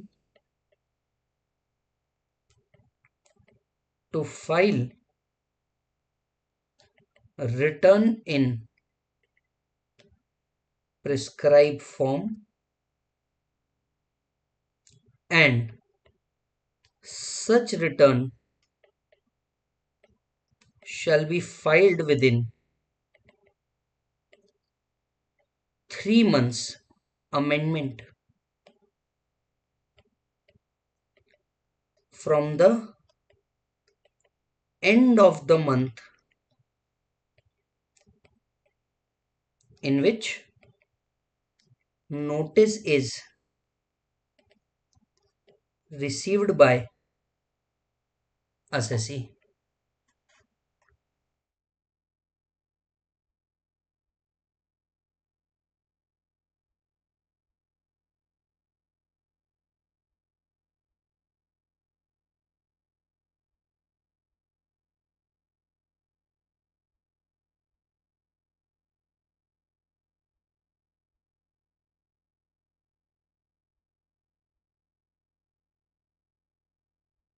Just a moment.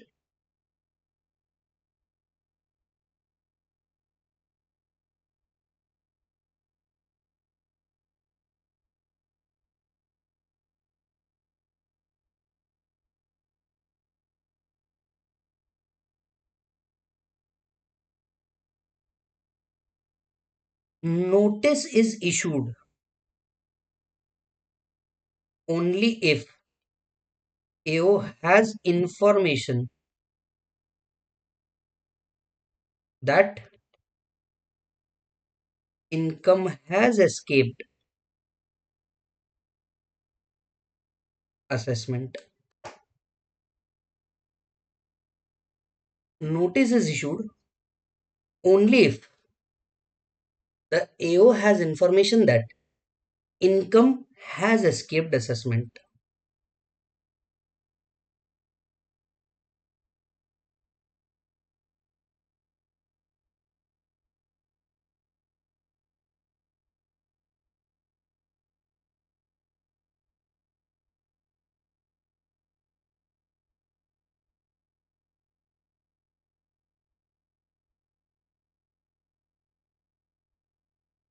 है ना?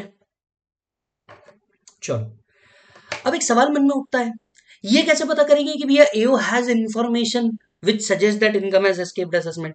ये कैसे पता चलेंगे कि भैया एओ के पास वो इन्फॉर्मेशन है कि हाँ चलो income has escaped assessment?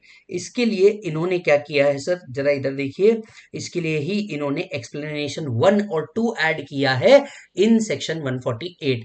Section 148 के एक्सप्लेनेशन 1 और 2 सजेस्ट करते हैं कि कब कब ये माना जाएगा कि एओ के पास इंफॉर्मेशन है for starting the reassessment.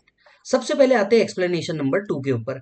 Explanation number 2 कहता है अगर एसएससी के ऊपर सर्च, सर्वे या रिक्वेजिशन हुआ है तो यह हमेशा माना जाएगा कि भैया उसके पास इंफॉर्मेशन है।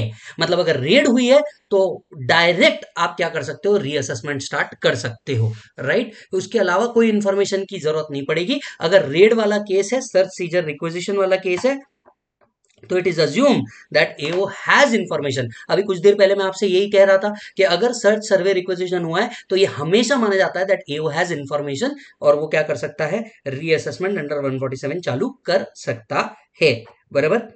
इन अदर केसेस, मान लो अगर केस सर्च सीजर का नहीं है तो ये 5 चीजों में से कोई भी एक होगी तो ही माना जाएगा कि हाँ AO has information which suggest income has escaped assessment, और तो ही आपका रीअसेसमेंट हो पाएगा। यानी रीअसेसमेंट तभी हो पाएगा जब इन 5 में से कुछ ना कुछ एओ के पास होगा, कोई मटेरियल एविडेंस एओ के पास होगा। ऐसे नहीं मुंह उठा के वो कभी भी रीअसेसमेंट कर देगा, उसके पास क्या होना जरूरी है सर, सबूत होना जरूरी है जिसके बेसिस पे वो क्या करे, रीअसेसमेंट करे। अब ये सबूत का मतलब क्या है? सर्च सीजर, सर्वे के केस में हमेशा मान लिया जाएगा उसके पास सबूत है। सर्च सीजर वाला केस नहीं है तो कब मानेंगे?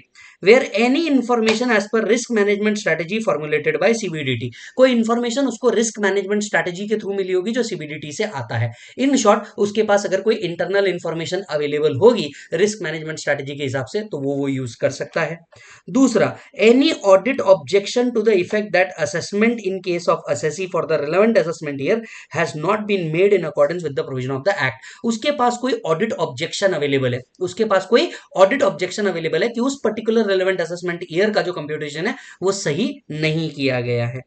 Any information received under DTW, मान लीजिए किसी और कंट्री से उसके टैक्स इवेजन की कोई खबर आई हुई है under the DTW, double taxation avoidance agreement, तो हम ये मान सकते हैं। Any information made available to AO under the scheme of section 135A, मान लीजिए कोई इंफॉर्मेशन एओ के पास अवेलेबल है अंडर सेक्शन 135A, हम आगे पढ़ेंगे सर्च एंड सीजर में।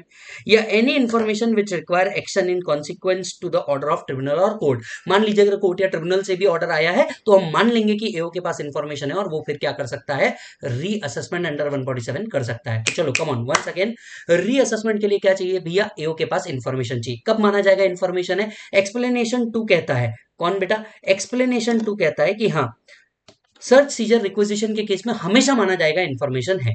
दूसरा, 5 केसेस में माना जाएगा इन्फॉर्मेशन है, अगर कोई रिस्क मैनेजमेंट स्ट्रैटेजी के तहत इन्फॉर्मेशन मिली हुई है, डीटीडब्ल्यू के तहत कोई इन्फॉर्मेशन मिली हुई है, कोई ऑडिट ऑब्जेक्शन से एओ इन्फॉर्मेशन मिली हुई है, सेक्शन 135 ए के तहत एओ को कोई इन्फॉर्मेशन मिली हुई है, या फिर कोर्ट या ट्रिब्यूनल का ऑर्डर है, तो हम मान लेंगे एओ के पास इन्फॉर्मेशन है और इनकम एस्केपिंग असेसमेंट वो कर पाएगा।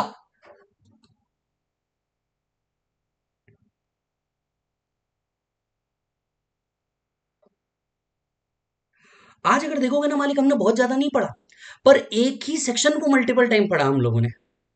चलेगा, जिस पे क्वेश्चन आता है उस पे बिल्कुल चलेगा।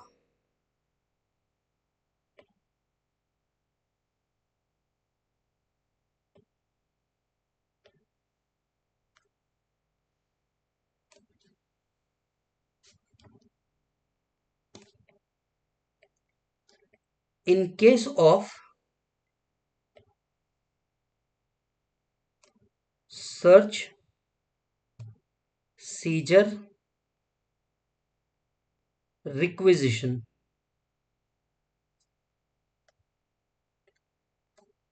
it is assumed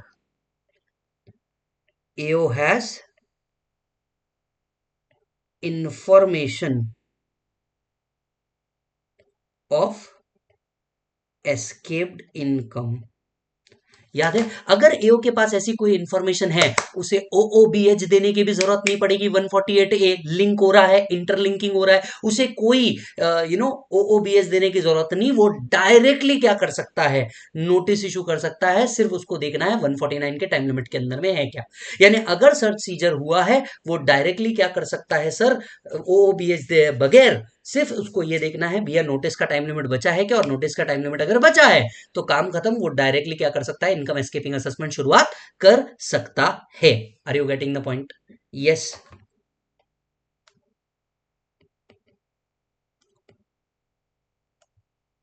in other cases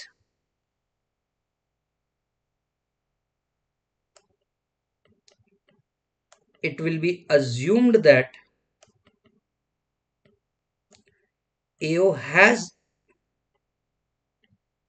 information of escaped income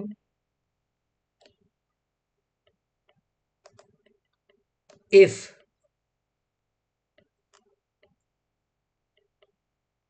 information is received as per risk management strategy of CBDT, as per the risk management strategy of CBDT. Point number 2, information is received as per DTAA, audit objection is received indicating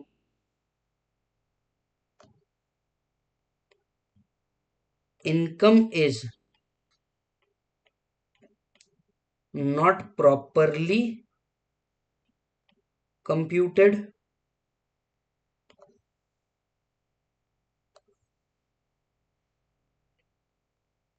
order of court/tribunal is received,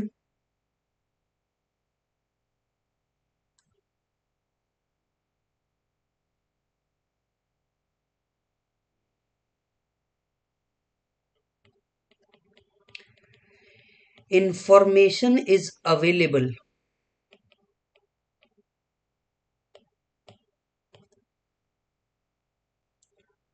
as per section 135A of the Act.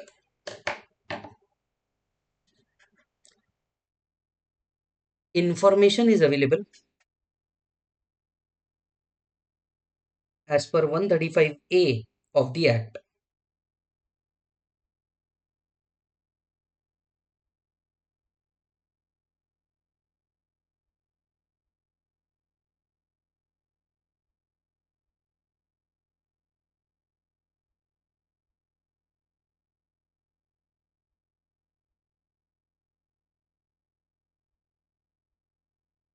Done है बेटा।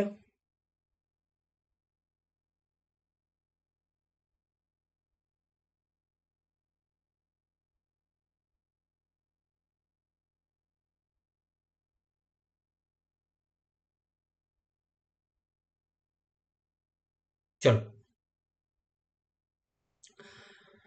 अब थोड़ा clear हो रहा है। चलो फिर एक बार रिकॉल करेंगे, सबसे पहले अप्रूवल लेंगे, अप्रूवल लेने के बाद ये चेक करेंगे टाइम लिमिट में है क्या, चेक करने की जरूरत नहीं अगर कोर्ट का ऑर्डर आया है तो।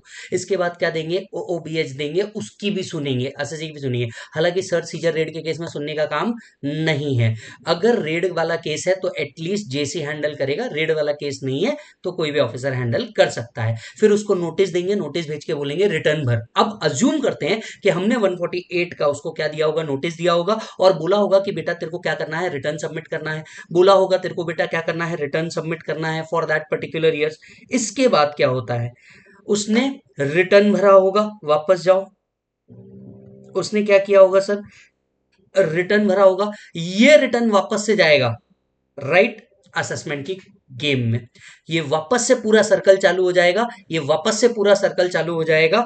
अब जैसे ही उसने रिटर्न भरा, एओ के पास फिर से पावर आ जाएगा इंफॉर्मेशन मंगाने का, क्योंकि ये रिटर्न अज्यूम कर रहा है रिटर्न फाइल अंडर 139। अब क्या करेगा एओ, उसको सीधा 143.2 का नोटिस देगा, 143.2 का नोटिस देगा अलॉन्ग विथ 142.1, 143.2 का नोटिस उसको बुलाएगा और इंफॉर्मेशन लेके बुलाएगा। मतलब 143.2 का नोटिस इशू होगा और उसके साथ साथ इंफॉर्मेशन भी मंगा लेगा 142.1 का, इन 142.1.2 से वो क्या करेगा, इंफॉर्मेशन भी मंगा लेगा।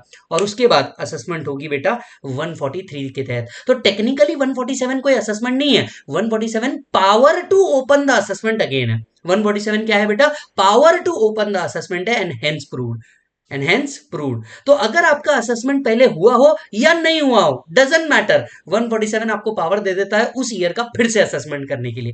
यानी इनकम टैक्स डिपार्टमेंट देखो 4 लेयर लगा रहा है। पहले वो आपके समरी असेसमेंट करेगा, समरी असेसमेंट नहीं फंसे आप बेस्ट जजमेंट असेसमेंट में फंसोगे या रेगुलर असेसमेंट में फंसोगे। वहां भी नहीं फंसे आप कहां आ जाओगे, इनकम एस्केपिंग असेसमेंट में। तो कंफर्म आप फंसोगे ही फंसोगे। Are you getting the point. तो अपन जब इंटर में होते हैं तो अपन लोग बहुत सोचते हैं कि यार हाँ यार ऐसे टैक्स चोरी कर देंगे, वैसे टैक्स चोरी कर देंगे, ये प्लानिंग कर देंगे। कोई प्लानिंग काम नहीं आती बेटा, जहां तुम्हारी प्लानिंग खत्म हो रही है वहां से लॉ चालू हो रहा है। बात समझ में आई, जहां तुम्हारी प्लानिंग खत्म हो रही है वहां से लॉ चालू हो रहा है। तो फाइनल वाला बच्चा मान लो कभी बैठा है, कोई बाजू में निब्बा निब्बी बैठा है, निब्बा निब्बी बैठा है और वो बात कर रहा है यार टैक्स में तो ऐसा कर देंगे अपन, फिर वैसा कर देंगे, फिर वैसा कर देंगे। उसको बोला ना इधर कभी असेसमेंट पढ़ा है लाइफ में, एक काम कर विज्जू सर के पास जा, विज्जू सर तेरे को ना लॉजिकली बताएंगे क्या होगा, तब तेरे को लाइफ में समझ में आएगा कि ये करने लायक है भी नहीं है। सर देखिए नहीं होता ये सब, इतना आसान नहीं होता ये सब कर देना। हाँ मैं ये नहीं कहूंगा इम्पॉसिबल है, होता ही है, पर ये इतना आसान नहीं होता। आज जो लॉ है वो बहुत बदल चुके हैं, आज जो लॉ है वो बहुत बदल चुके हैं, स्पेशली 2021 के बाद तो बहुत ज्यादा बदल चुके हैं राइट। चलिए इधर आइए, चलिए इधर आइए। देखिए चैप्टर कितना बड़ा है और प्योर थियरी है। इसके बाद क्या होगा, आप असेसमेंट या रीअसेसमेंट या रिकम्प्यूटेशन करेंगे। Any income chargeable to tax has escaped assessment, ऐसी इनकम जो एस्केप हो चुकी है असेसमेंट में, ये कैसे पता चलेगा, एओ 148 में उसको इन्फॉर्मेशन मिली होगी और बाद में उसने ऑडिट किया होगा right. The AO may subject to the provision of 148 to 153। अब आपको समझा मैंने उल्टा प्रोविजन क्यों पढ़ा है, क्योंकि 147 में क्लियर लिखा है सब्जेक्ट टू 148 टू 153, मतलब 148 से 153 के सारे कंप्लायंस होंगे तो ही इधर आने का। इसीलिए जीके एंड ड्राइव शाफ्ट ने क्या किया था, एक पूरी सीक्वेंस दी थी। आज जहां से मैंने लेक्चर चालू किया था, देखो लेक्चर के एंड में सब कुछ मिला करके दे रहा हूं। 147 बोलता है भैया 148 से 153 के पूरे कंप्लायंसेस करने पड़ेंगे। भैया 148 से 153 के कंप्लायंस करने पड़ेंगे, इसीलिए तो हमने पहले अप्रूवल पढ़ा। अप्रूवल पढ़ने के बाद आपका नोटिस का टाइम लिमिट देखा, फिर 150 देखा, 150 के बाद 148 ए देखा ओओबीएच, उसके बाद 148 बी देखा, उसके बाद 148 देखा और अब आके हम 147 में आए हैं। Are you getting the point. Assess और रीअसेस सच इनकम और लॉस और डेप्रिसिएशन और एनी अदर अलाउंस और deduction for such assessment year. तो जो चीजें क्या की गई है असेसमेंट में, एओ हैज गॉट इंफॉर्मेशन, वो सारी इनकम क्या किएंगे, असेस करेंगे, टोटल इनकम या टोटल लॉस को क्या करेंगे, कंप्यूट करेंगे, टोटल इनकम या टोटल लॉस को क्या करेंगे, कंप्यूट करेंगे। अब एक सवाल था जिसके ऊपर बहुत सारे केस लॉ भी थे, खैर जैसे ये लॉ अपडेट हुआ वो भी सारे सवाल खत्म हो गए। मान लीजिए एओ असेसमेंट कर रहा है, उसको दो पर्टिकुलर इंफॉर्मेशन ध्यान में आई थी which has escaped assessment, audit करते हुए तीसरा ही पार्ट ध्यान में आई, लेकिन इस इनकम का जिक्र नोटिस के अंदर में नहीं था। सवाल उठता है, बताइए AO can assess that income also. दो उसके ध्यान में थी, दो उसने 148 के नोटिस में लिख करके दी थी, बराबर है, लेकिन ऑडिट करते वक्त, असेसमेंट करते वक्त उसको क्या हो गया, ध्यान में आ गया एक तीसरी इनकम जो नोटिस के अंदर में मेंशन नहीं थी। क्या वो भी वो कंसिडर कर सकता है? It has already been held in various cases, answer is yes. AO may assess or reassess other income also in respect of which notice under 148A has not been complied with even without issuing the fresh notice। तो भैया ऐसे case में क्या हो सकता है, notice issue हो सकता है 148A के तहत, सॉरी असेसमेंट हो सकता है 147 के तहत, भले ही 148A का नोटिस इशू नहीं हुआ होगा। तो भले ही 148A का नोटिस इशू नहीं हुआ होगा तो भी क्या होगा, असेसमेंट हो सकता है। आपका टोटल इनकम या टोटल लॉस क्या किया जाएगा, कंप्यूट किया जाएगा। अच्छा, अब एक और बात ध्यान से समझिएगा, 147 के अंदर में जो इनकम होती है that must be income chargeable to tax. एक एग्जम्प्ट इनकम का रीअसेसमेंट नहीं होता। मान लो एक एग्जम्प्ट इनकम है, उसका रीअसेसमेंट करके कर भी क्या लोगे आप, कोई एडिशनल तो मिलना नहीं है। सो असेसमेंट और reassessment can not be possible of an exempt income. Assessment और reassessment can not be possible of an exempt income. Yes और नो? अच्छा, यहां पे अब एक और कंसेप्ट आता है डॉक्ट्रिन ऑफ पार्शियल मर्जर। यहां पे एक और कंसेप्ट आता है डॉक्ट्रिन ऑफ पार्शियल मर्जर। आज मैं आपको एक और कंसेप्ट सिखाने वाला हूं, doctrine of total merger, doctrine of partial merger. इसको यही समझ लो, क्योंकि आगे चल के ये वापस से अपील चैप्टर में भी काम आएगा, ये वापस से रिवीजन चैप्टर में भी काम आएगा, तो प्लीज ध्यान से समझना। देखिए और मेरे साथ लिखिए, डॉक्ट्रिन ऑफ मर्जर,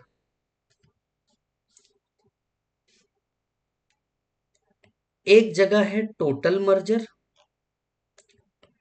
एक जगह है पार्शियल मर्जर। ये आगे फिर एक और बार है, आगे के चैप्टर्स के अंदर में ध्यान से सुनना। Doctrine of total merger, doctrine of partial merger. Yes,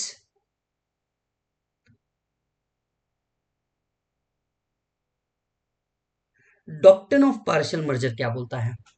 देखिए, डॉक्ट्रिन मतलब प्रिंसिपल, डॉक्ट्रिन ऑफ मर्जर कहता है the order of lower authority merge with the order of higher authority. The order of lower authority merge with the order of higher authority. ऐसे case में doctrine of partial merger क्या कहता है,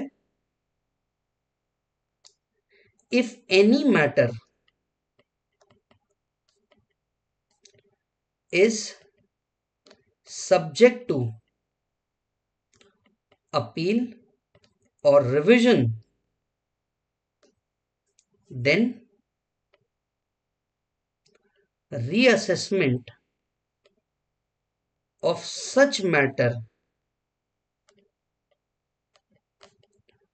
cannot be made under section 147। अगर कोई matter appeal या revision में जा चुका है, उस मैटर का रीअसेसमेंट नहीं हो सकता, बाकी मैटर का हो सकता है। इसे समझते हैं। फॉर एग्जाम्पल, एओ क्या कर रहा था सर, असेसमेंट कर रहा था अंडर सेक्शन 144 या 143(3) as the case may B.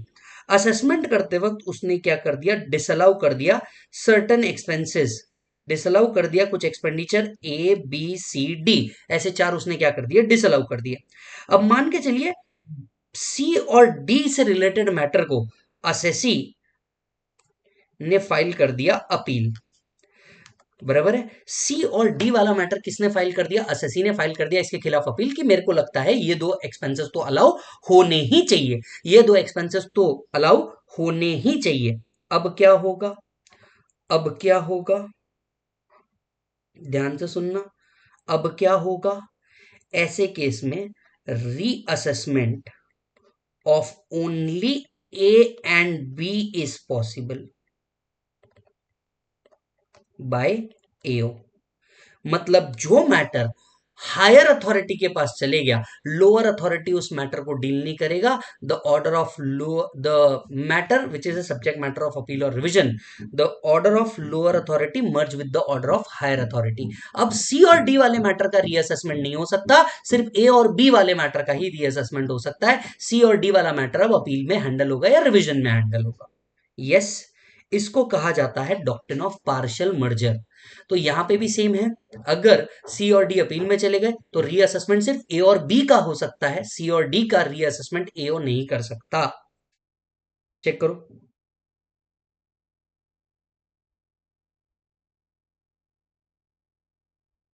Is that done? चलो जी, अब आते हैं doctrine of total merger. Doctrine of total merger as against this work करता है, if any matter is referred to appeal, no reassessment of any matter is possible. No reassessment of any matter is possible. For example, AO ने क्या कर दिया sir, disallow कर दिया expenses A B C D, और C और D के लिए आप अपील में चले गए। सी और डी के लिए आप क्या कर गए, अपील में चले गए। No reassessment of either A B C और डी, इसको हम कहते हैं टोटल मर्जर। टोटल मर्जर में अगर एक भी मैटर के लिए आप अपील में चले गए तो किसी भी मैटर का रीअसेसमेंट नहीं हो सकता। खैर, अगर मैं बात करूं partial merger, partial merger is affirmed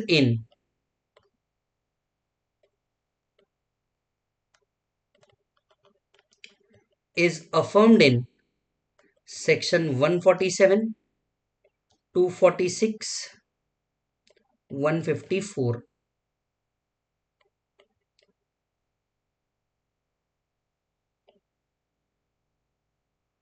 total merger is affirmed in section 264।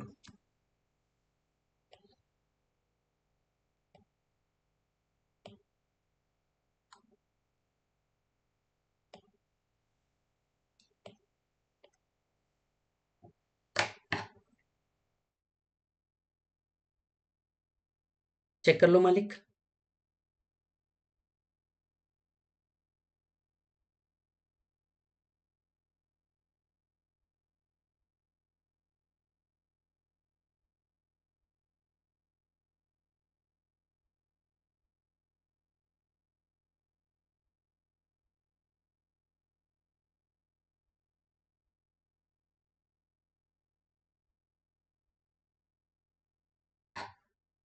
Done है बेटा।